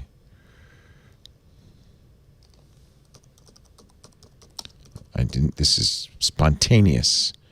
See if people are already playing. Official gameplay trailer, cinematic. People first impressions. I want to see something. Let's see something. Let's use that special Google tool that says in the past hour. Here we go. This is, yep, they're already streaming. Ladies and gentlemen, boys and girls, welcome to Cyberpunk 2070. Did you see the lights come on as I said that? It was supposed to be cool. I don't know if it was cool. Ladies and gentlemen. All right, enough of that. So this is interesting because, as you know, Twitch is the premier streaming gaming platform. Microsoft attempted to go after Twitch with its own service called Mixer, which quickly got put out of business. YouTube says, hold my beer. Hold my beer. And with the top game of the year, it's available on Xbox, it's available on PlayStation, but the fact that people could stream it right to YouTube, that's going to be interesting. They also launched live stream HDR support, high dynamic range. And that's pretty exciting, allowing creators to upload videos with more contrast, more shadows and highlights, a wider range of colors, improved. Have you tried, have you played with this at all, doing HDR on YouTube live? I don't know. You'd have to use their encoder, I think. Oh, your audio. It's our fault. Go ahead. Can you hear me? I hear you. It was Ant. Oh, okay. It wasn't Ant. It was us. We turned Ant down. Is Ant back? No, he's not back. Dang nabbit. Hey, we got the bits all up in the whopper jaw thing, and I don't know what's going on. Mathew, can you talk too? Are you okay? I'm talking now. Yeah. Is it working? Yeah. I'm not on the new thing. No, it's not that. I didn't get the new hotness. Bitter, aren't you? It's something else. Google adds Apple Music support finally to Google Assistant and smart speakers. Okay. There you go. In case sure. Well, sure. That's big. Samsung, and I know Stacy would have something to talk about with this. Samsung has a hub called SmartThings. It will now work with your Nest devices. Well, not now, but soon, next month. Yeah, interesting. Interesting. I don't know. It's good when things work with other things. Things should work with other things. Right? Yeah. This is a big story, and I'm not sure. I think we'll hear more about this. We talk a lot about something called Fuschia, which is this kind of secret project Google been creating a new open source operating system. Not clear. But it's not so secret, right? It's out in the open. We just don't know what they're going to do with it. Not anymore. They just opened it up. So traditionally, when you're doing an open source project, you do it in the open. You let people contribute, let people play with it, you let people see. They say, we've been developing Fuschia in the open in our Git repository for the last 4 years. You've been able to browse that repository. But today, we're expanding the open source model to make it easier for the public to engage with the project. We've created new public mailing lists for project discussions. They have a governance model to clarify how strategic decisions are made. They're, in effect, making it a more traditional open source project. They've got an issue tracker. And you can now submit to become a committer or a patcher, so you can participate. So perhaps AMP should have been that earlier on. Well, this is an operating system. It's pretty hard to do an operating system with all internally by yourself. And I think this is smart. Fuschia is not ready, according to Google's open source blog, for general product development or as a development target, but you can clone, compile, and contribute to it. It has support for a limited set of x64-based hardware. You can also test it with the emulator. You can even download and build the source code. So I guess we'll learn more about what Fuschia really is. Android's based on the Linux kernel. Fuschia has its own kernel. But I have to think it has something to do with maybe replacing Android at some point. Which has been the guess. I mean, do you have any idea what Fuschia would enable? Can you even tell? No idea. No idea. Let's look at animated GIFs run natively. So. It's going to replace Adobe Flash, which comes to comes to an end. In fact, Apple today pushed out the last update to Adobe Flash for Apple devices. Tiniest violin playing. Fuschia project values transparency with our community, blah, blah, blah. Fuschia interface definition language. Fuschia, I don't, I'm going to have to really look at this more closely to try to understand what it's doing. Is it a general purpose operating system? That's the impression I get. Why? What is it for? So instead of blending Chrome OS and Android, which a lot of people thought they were going to do, they're just inventing something new. Yeah.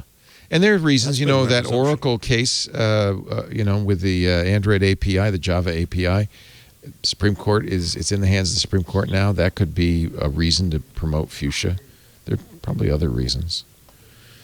Google is going to change. We were just talking about Apple's privacy. Google's going to do something similar with Chrome extensions. They're going to change how they access data next year, and the point will be to make it more privacy forward. Next year, Google users will be able to determine which websites an extension can access when they browse the web, so it won't follow you everywhere. Once you grant an extension permission to access a website's data, that preference can be saved for that domain. Generally now, when you install extensions, they see everywhere you go. So there are more granular privacy controls on Google extensions. And it's not a bad thing. Not a bad. Hey, there's Aunt Pruitt. There he is. I remember you. I hear his voice. Don't call it a comeback. Okay. That's the Google changelog. We have so many other things here. The TikTok ban. Just an update. A second joke. That's still in the news? That's still in the news. No. TikTok was supposed to be shut down on Friday. The federal government, CFIUS, the Committee on Foreign Investment in the U.S., and the president decided to give them a little more time to negotiate. At the same time, already one judge had ruled that you couldn't shut down TikTok. Now a second judge on Monday fully blocked. The first ruling was based on the First Amendment, which I quite liked. This was a different basis, but two of them said no. Yeah, Judge Carl Nichols of the U.S. District Court in Washington said that the president overstepped his authority. He used his emergency economic powers to try to put TikTok out of business. Increasingly, I mean, I don't even know if the administration is still going for this. This whole thing was a farce. Let's face it. It was. And that's what I meant when I was saying this Facebook thing is at least a coherent, rational thing. But the TikTok thing wasn't. But the TikTok, that's like saying, like the TikTok thing, you know, a 4-year-old could come up with a better case than, like, that's a pretty low bar to clear. Yeah. Yeah. Although, you know, one of the things was, well, it's owned by a Chinese company, and people were saying, well, that could be xenophobic. There's no evidence that TikTok is doing anything nefarious. But remember, the same complaint was against Huawei, and we said we can't use any Huawei stuff. And more, we're seeing Huawei do some things that are pretty reprehensible. According to the Washington Post, Huawei tested AI software that could recognize a Uyghur Muslim, and alert police. The face scanning software could trigger a Uyghur alarm. That clearly is something the Chinese regime wanted. So, you know. And I mean, if TikTok had any technology like that, I would be 100% behind banning them. Right. It was just a sheer political move, and then Trump said, you know, pay us a bunch of money for when you sell it. It was just one more chapter in the most bizarre 4 years in American political history. It's just bizarre. It's like if there was a train wreck and every train car was a dumpster fire.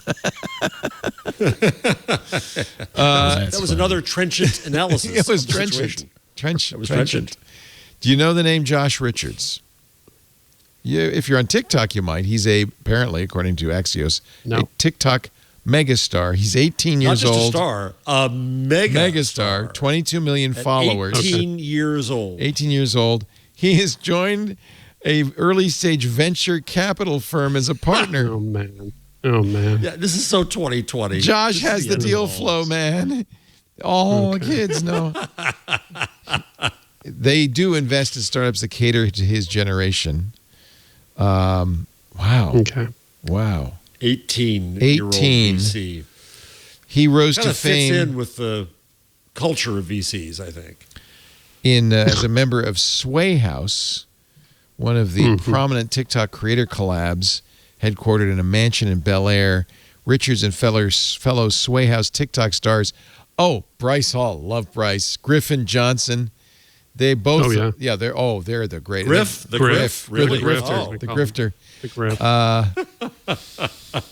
We're so old. Where did they play college ball? Effing old. You don't need to go to college to be a TikTok megastar. Or were they in the ACC? Yeah, who are these guys? There's no I training am also camp a for these TikTok guys. megastar. Are you? Are you living in a collab house in Ottawa? Yeah. You did say you just moved. It's top secret, though. Don't talk about it. One thing, though, if you're a Gen Zer, you should not do. TikTok really speaks particularly to 18 to 24-year-olds. One thing you should not do is be taking your financial information from TikTok. I take my health advice from TikTok. Why shouldn't I take my financial advice from TikTok? Yeah.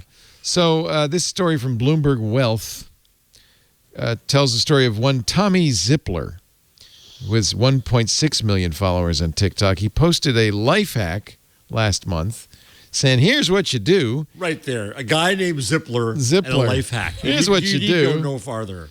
Well, I'll let him speak for himself. Here's the Zip, as we call him. So what you do is get like 20 credit cards that have all different due dates. And then what you do is you max the first one out, and then you pay for it with the other one, and then the other one, and then you pay for that one with the other one, and then the other one. And you just keep repeating the cycle, and you live off credit for the rest of your life. It's simple. It's easy. Idea. He said, I know it's not possible, but I also knew that people would fall for it and think it would actually work. Yeah. Here's how bananas are made. Social media. Yeah. You want to know how bananas are made? It involves a scalpel. It's a little baby banana. It's a C-section. Nice. Oh. Okay, here's a question. Yeah.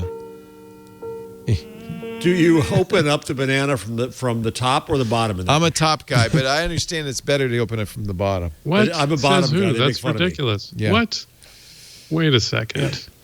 Again. Monkeys open Wait them a from the second. bottom. Monkeys know better. You just take your fingernail, Much you flip it better. off, squirt it right Yeah, out. you squeeze it, and that's it. Yep. It's done. Easy peasy. Ant, are you a top right. or a bottom guy? It doesn't matter. We're just as talking long as about it goes bananas, into a right? pudding. Pudding. Pudding. That's all I care about. Is it going into a pudding? Now, I'll go ahead and open it. You should have come over the other day. We had a banana pudding pie. You would have liked. I need that right Graham now. cracker crust. I need that right now. I will say this, though. As ridiculous as those videos are, still a credit to these people for being able to put something within this short, I know, time it's only a constraint. minute. I know. You got to be Some good. of them are amazing. Like Yeah. I've seen I some love that are TikTok. really creative.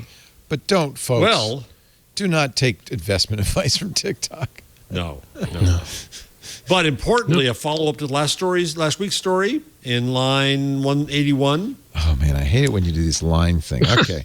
You said 2 weeks ago you liked the line. I liked it a little bit, Mr. Twinkie. Yeah. Okay. Oh, no, we're not doing that again, are we? Ratatouille, the TikTok. You're just doing this to make Ant crazy, I aren't think you? line 11. It's going to get a performance. Wait a minute. Here you go. Where do we get that? Where do we find that? It's the top. It's the headline. It's Is going to it be It's a performed. headline. Ratatouille, the TikTok musical streaming concert. But, it's for a good cause to benefit the Actors is. Fund. Okay. These poor Broadway actors or any actor or any performer, musicians too, there's no venues. Yeah. Just feel for these. Everybody. And Yeah. I'll pay for your ticket to watch Ratatouille the musical. I will turn it on. I'm not going to say I'll watch it. Where can we I'll watch listen it? to it, but I'll turn it on. Where is it It'll streaming? play. I want to see I don't it. know. It will stream on Today Tix, TIX, It's heartwarming. Yeah. January 1st, 7 p.m. as a benefit for that. You know what? I am going to do it. It's Nah, heartwarming. kudos for There that. was a stream of a reenactment of The Princess Bride. They got all the Yeah. Oh, yeah. characters together. This That was was to awesome. benefit the Wisconsin Democrats.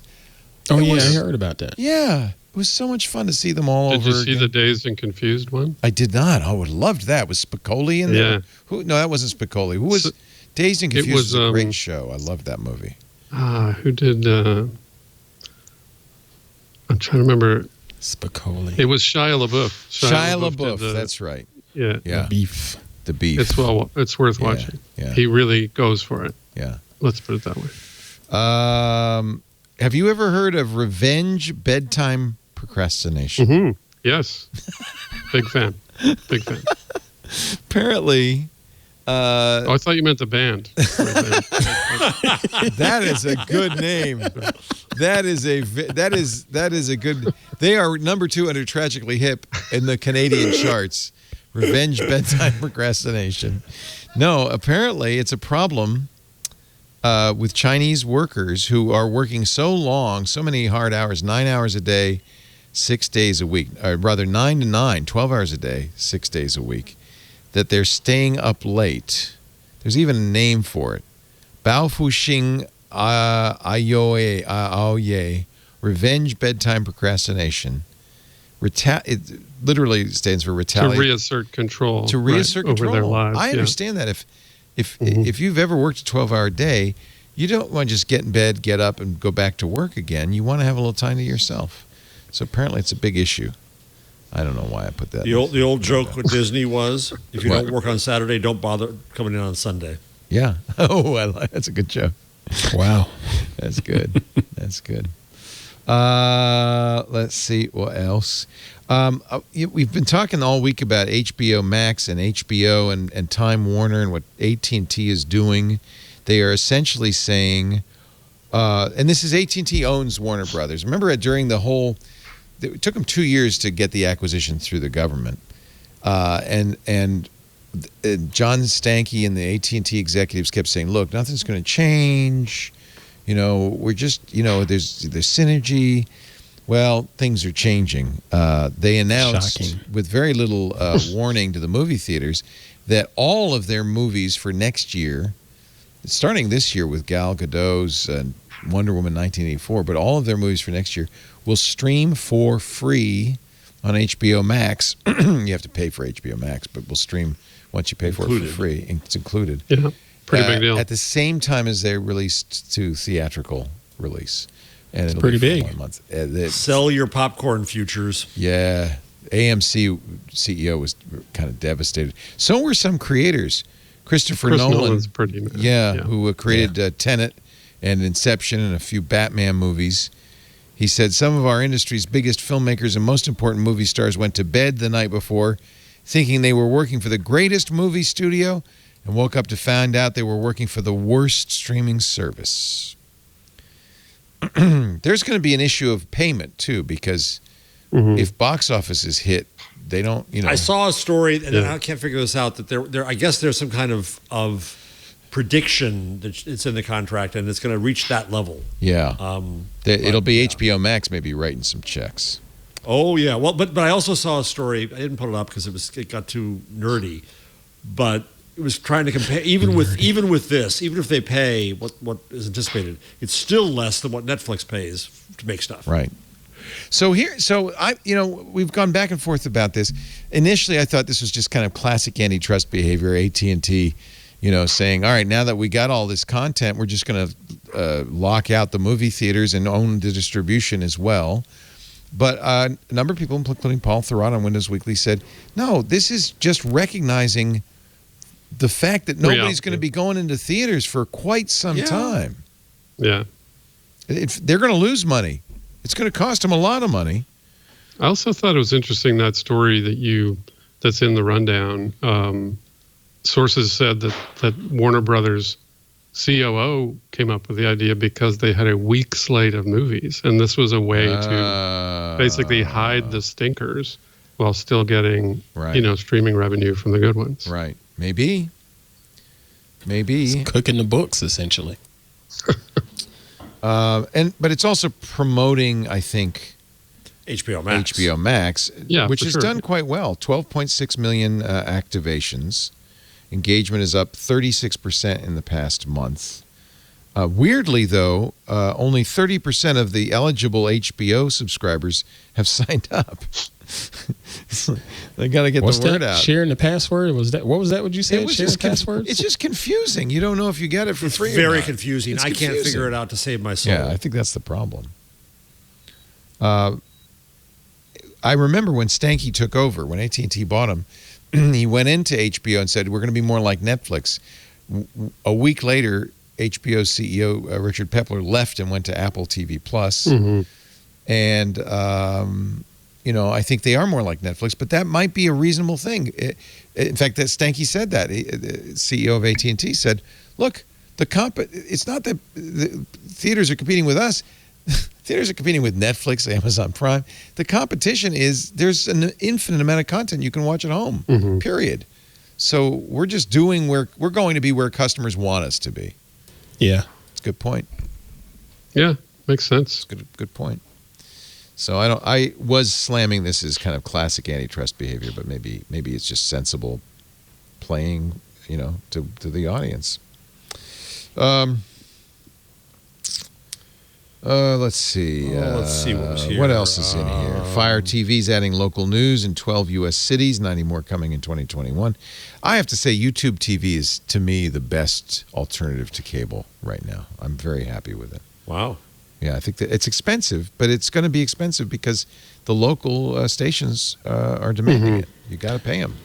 I didn't see much difference between YouTube TV and Hulu TV. Sorry for the construction noise outside behind me. But I did like the Hulu TV UI, the user experience a little bit better. Really? And I didn't like that YouTube TV the history from whatever I watched over there would show up on my regular web version of YouTube. Yeah. And it just screwed up the algorithm. That's very Google, where everything's all mushed together, isn't it? Yeah. I far prefer YouTube TV to interface. But, I guess to each his own. Why does Dionne Warwick say deal with it? People thought that she wasn't really doing her tweets. The tweets were so good, and they were insulting her, So if you go down about 3/4 of the way down this story, she has a little video with a message back to the doubters. They are pretty good.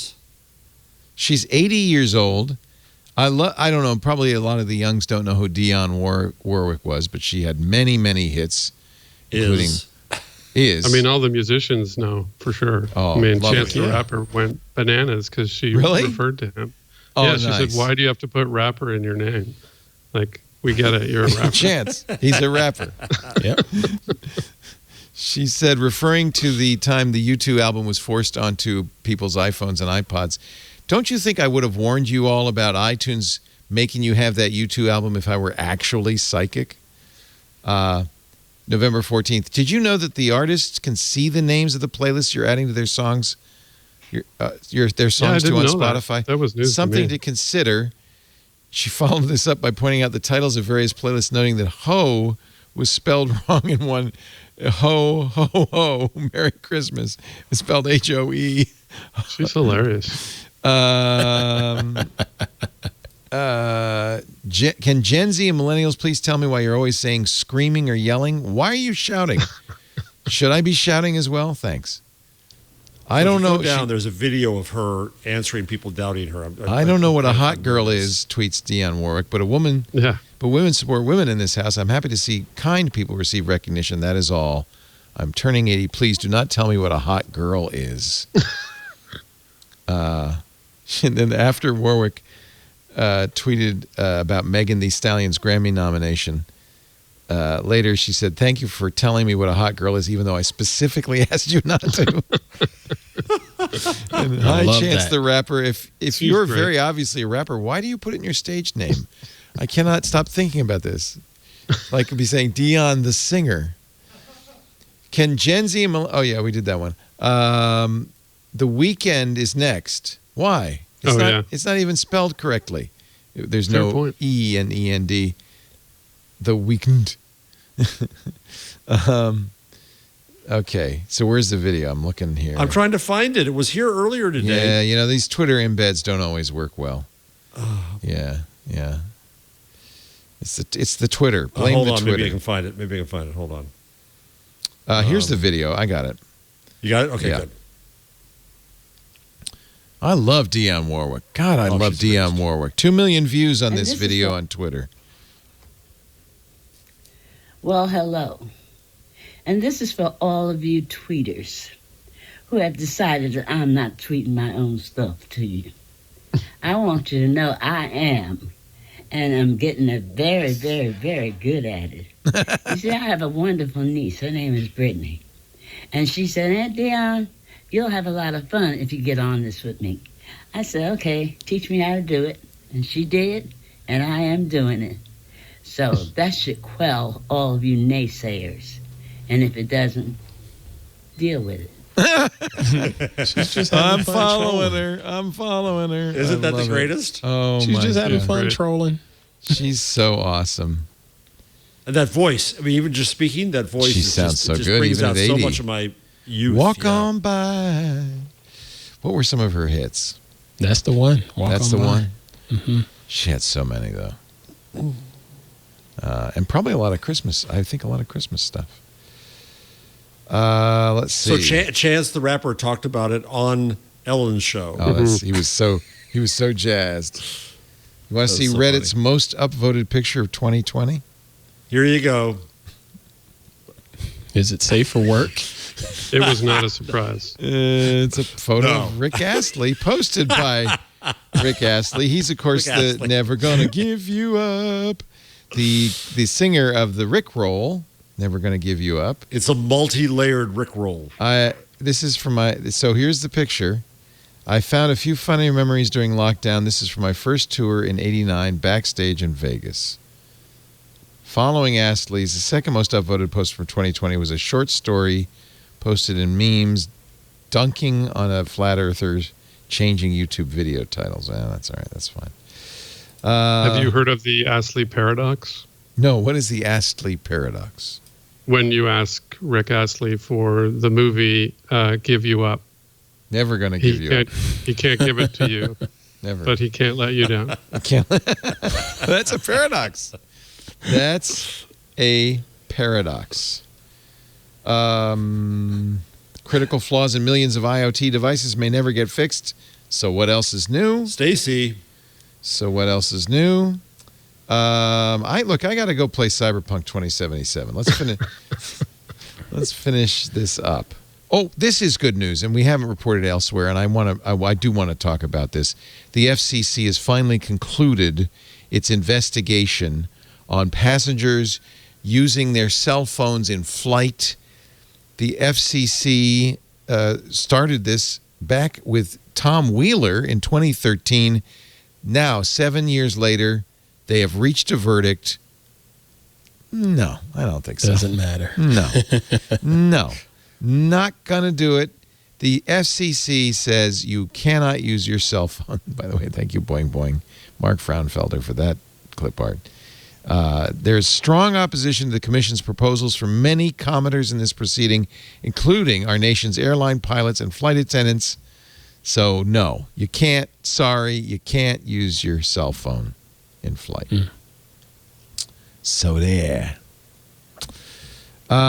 Should we? I think we should get to our picks of the week. How about that? Can you elaborate on that one more time, sir? You cannot use your cell phone in flight. Well, as in Wi-Fi connected. Make a phone call. No, so back in 2013, you remember every time you get on a plane, they said turn off your cell phone. You can't use it. Yeah, and I thought that was because of the connection to the towers. That was a lie. Supposedly, that was all a lie. They said it interfered with our electronics. Bullshit. Yeah, pucky. Yeah, and it was bunk. So the FCC finally, said, all right, we'll look into this, and it wasn't. They didn't. Nobody wanted that guy sitting on 3C, and then I told him I am not going to shouting his stuff all over the airplane. Right. And so even though there is no Why are you mad at me, honey? Yeah. There's no technical reason why you shouldn't use your cell phone in flight. Actually, there's one technical reason, but it doesn't hurt the plane. It hurts your phone because the cells are moving so fast beneath you that the handoff's happening so fast that it will kill your battery. Kill your battery. Mm-hmm. But other than that, and the FCC said no. There's, you're not. Yeah, I remember Nick Bilton helped. He wrote about that, and he helped them admit that basically there was no problem with it. That's actually he asked a scientist. So I did a rough survey, and something like 60% of people never turn the phones off. So if there was a problem, wouldn't planes be falling out of the sky all the time? Exactly. Yeah. Yeah, that's huge. That was a big story by Nick. Disruptions. Want calls on planes? You'll need to speak up. December 1st, 2013. Thank you for giving him some credit for the expose. But 7 years later, it was his crusade. He lost. Nick built it. Although, honestly, he kind of won because thanks to Nick, you can use your iPad. You can use your devices. You couldn't even do those, remember? Mm-hmm. So you can use your computers and your devices on planes, but you can't make phone calls. You can't make phone calls. It's funny. I forgot about that. I'm glad you remember that, Mathew. Credit to Nick. All right. Our last commercial of the day, and then we will get your picks, if you don't mind, in just a bit. It's great to have Mathew Ingram here from the CJR, from the fabulous, I don't know why I forgot the name of it, Craig Newmark Graduate School of Journalism.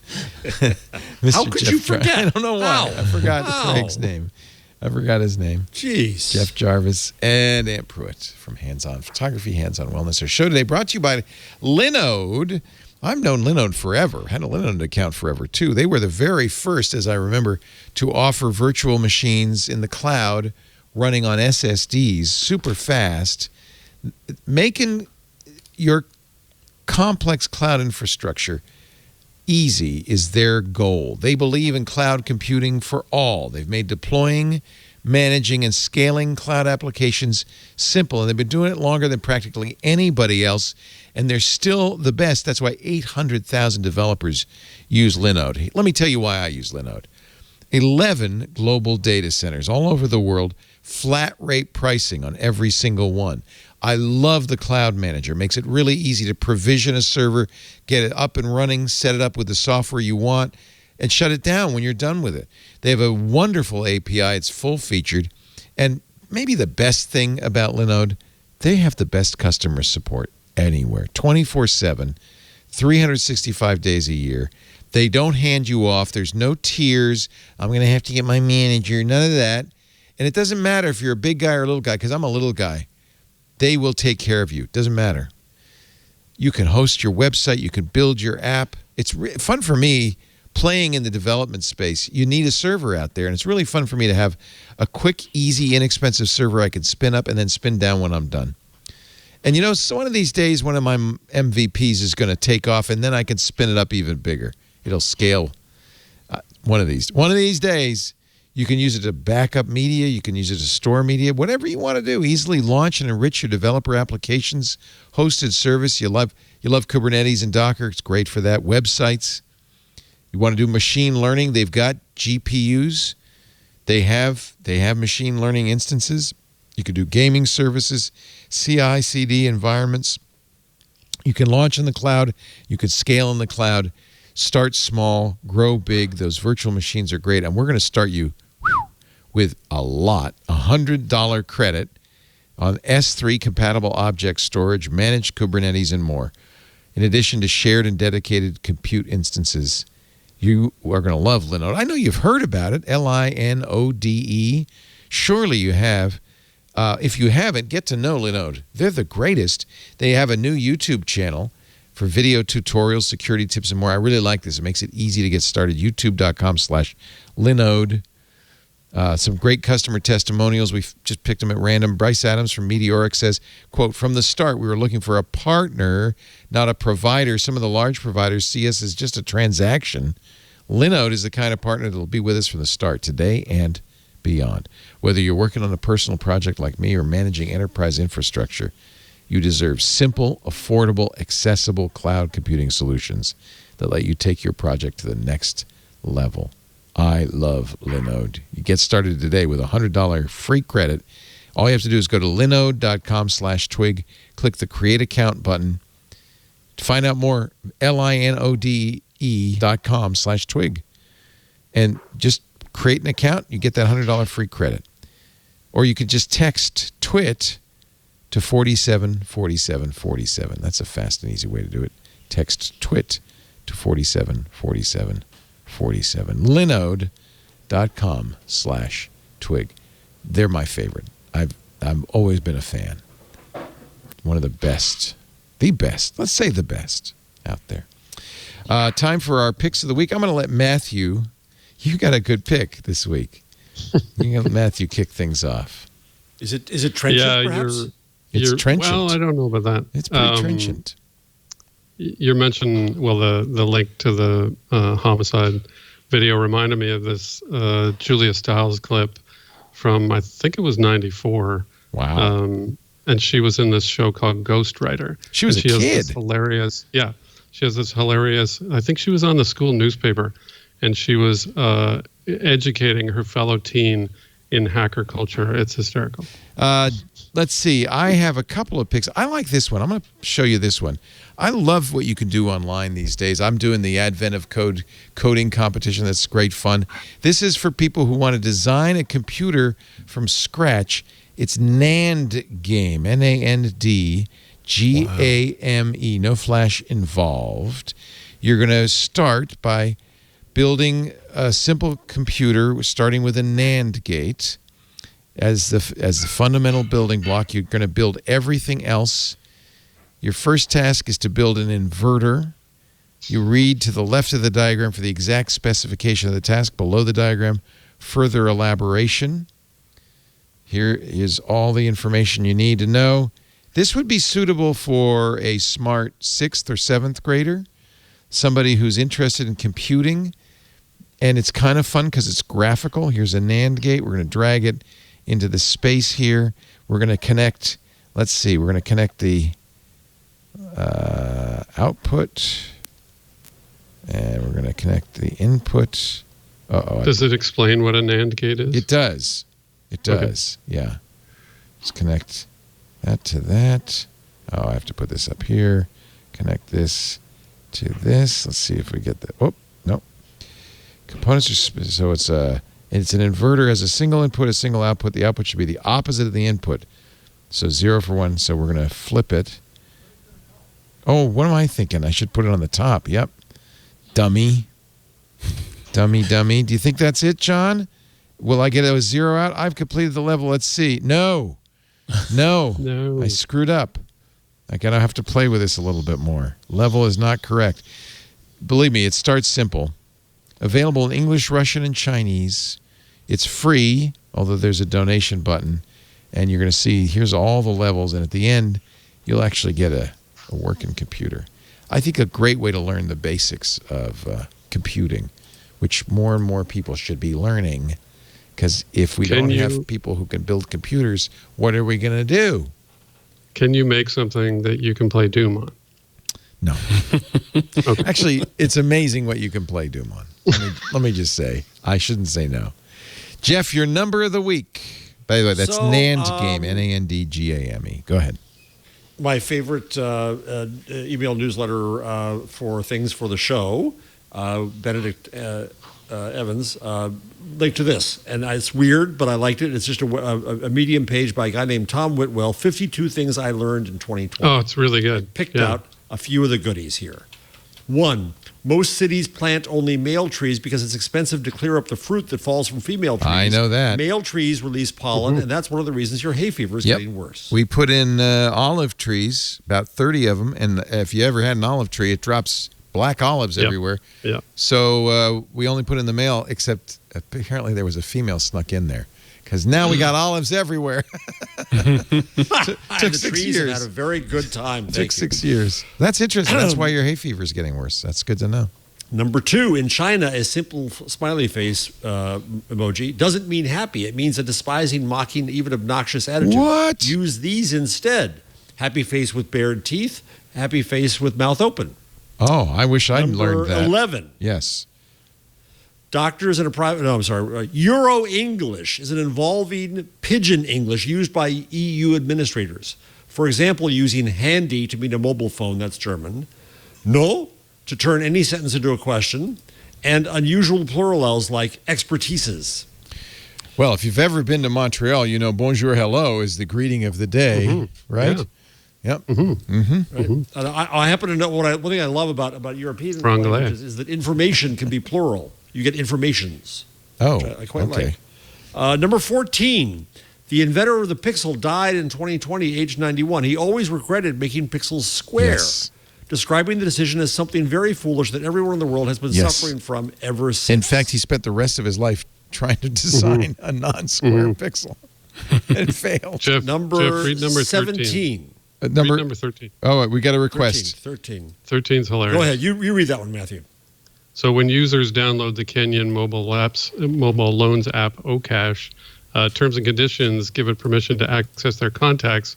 So if they fall behind in payments, the app starts to message their contacts to shame them into repaying the debt. Oh, I bet that works. That's brilliant. Number 17, nearly 10% of the revenue of the nation of Tuvalu comes from, you know what, the .tv domain. Yes. Which we use, number 20, by the way. We're sending some of that money to them. Do you know what the rest of their revenue comes from? What? Bat guano. Okay. Fertilizer. You know, the bat guano is not going to last forever, guys. We got to find another it's sinking. income stream. It's also Tuvalu is not going to last very long. No. Number 26, a fully dressed 20th century man would carry 78 buttons and have 24 pockets. Who? What? 20th century man? What? Well, early 20th century. Early 20th I'm going to say maybe 19th century. All right. I would think so, more like that. Yeah. And then number 49. Wow. The gas bags, like me and Leo, inside hydrogen airships of the 1930s were made from the outer layer of a cow's intestines. Joined together when wet, the living tissues grow together, creating an impermeable bond. The gas bags of the Graf Zeppelin were made from the guts of around 500,000 cows. Those Germans, so ingenious. This is fantastic. It's great. It's kind of nice. One of my favorite was when they first started public swimming pools in England. They displayed frogs in tubs at the pool so that you could watch the frog and learn what you were supposed to do, I guess, in the swimming pool. I researched it. This is true. Here's another one. When you lose 1 kilogram of weight, around 840 grams of that weight is exhaled as carbon dioxide. Wow.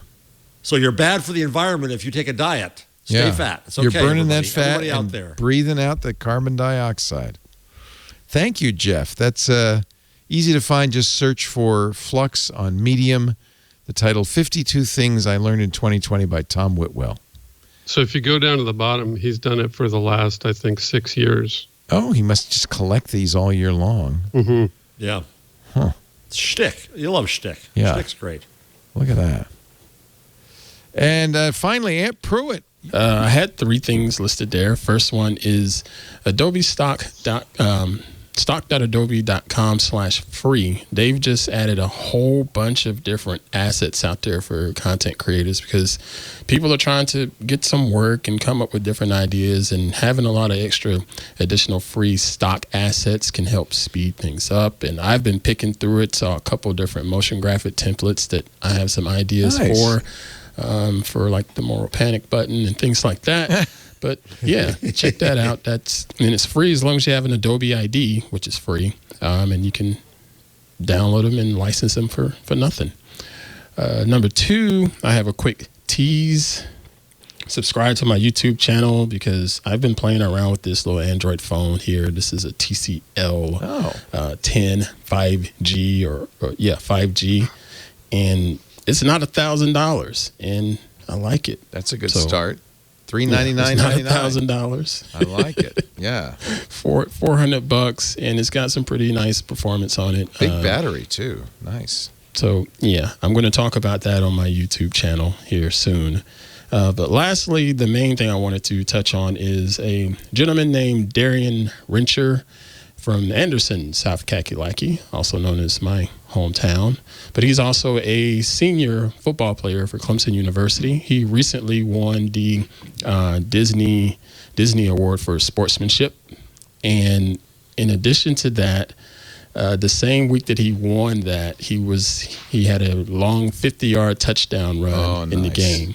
Oh, nice. He's a 4th string running back on the team, but what most people don't realize is he's the emotional leader of the team. He's not a starter. He's not the star, but he's the emotional leader. And when it was time to lead up things regarding the social injustice and the protesting and getting the message out, he was the main guy.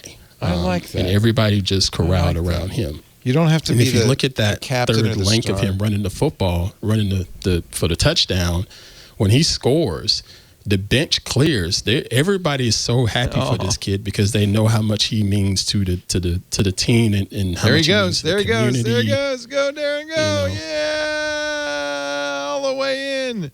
Oh, that's awesome. And he's going to be fine at life after football. He's got a lot of different things going on. He'll do a lot better if he doesn't get into professional football, Right. I think that's really awesome. But he'll have... So, I wanted to shout him out because that was a great story last week. And it just sort of Look at that. Timed out greatly for him. That's great. That's so cute. I'm going to watch that again. I love that kind of play. Everybody just, and again, when he scored, you could see the whole bench just took off. Yeah. Everybody wanted to be down there, which is clearly a penalty. You can't run down there. Oh, that's so cute. Yeah. Stay off the field. Oh, they're so happy for him. Everybody's down there. Isn't that neat? That's a nice story when there's somebody who's in a star athlete, but he's a star on the team because of who he is. That's really awesome. That's not you, because you also could beat the crap out of me. So it's really, you're both, I guess, Aunt. You're both our inspiration and our star athlete. So thank you, Aunt Pruitt. Hands on photography, hands on wellness. What's your YouTube channel? Give us the link to that. YouTube.com/Aunt Pruitt. Well, that was hard. I've had some fun over there. I have a bunch of tutorials over there that are photography related or video related or just vlogs, just here and there. YouTube.com/Aunt Pruitt. Jeff Jarvis, he is the director of the Townite Center for Entrepreneurial Journalism at the Craig Newmark's Graduate School of Journalism. At the Craig Newmark Graduate School of Journalism. Yeah, the City University of New York. No truth to the rumor they're going to rename that the Dionne Warwick Graduate School of Journalism. Is there? I don't think so. Unless Craig decides. She should be the Dionne Warwick Graduate School of Twitterism, maybe. Mathew Ingram, thank you for being here. CJR.org. Mathew I on the Twitter. Have a great evening, all of you. Appreciate your being here. We couldn't do it without you. Thanks. Yeah. Take care. We do This Week in Google every Wednesday, about 1. Actually, now it's 2 p.m. Pacific, 5 p.m. Eastern. That would be 2100 UTC. You can tune in and watch us live at twit.tv/live. People who tuned in early today got to see us struggle with the audio for about an hour. Something went wrong, but we got it all working. Thank goodness. Knock on wood. Twit.tv/live has audio and video streams, and it runs 24/7. So anytime you're up and you want to see something, you can always go there. If you're lonely, we're here to keep you company. Yeah. And the chat room's here to chat with you at irc.twit.tv. And there's somebody in there most of the day and night. Oh, yeah. Yeah, because there's people from all over the world in there. irc.twit.tv. If you prefer to listen on your schedule, not ours, all you have to do is go to twit.tv/twig. You'll find every show there, going all the way back to 587 episodes. You can listen to them or watch them. There's audio and video. You can also get them on YouTube. We have a YouTube channel for This Week in Google. And we have a way to subscribe in your favorite podcast application. Just push the subscribe button. It won't cost you anything, and you'll get it the minute it's available. Thanks, everybody. We'll see you next time on This Week in Google. Bye-bye. Want more Twit? Check out Tech News Weekly, twit.tv/TNW. Tech News Weekly is a show where Jason Howell and I bring the latest and greatest interviews to you from the people making and breaking the tech news. twit.tv/TNW.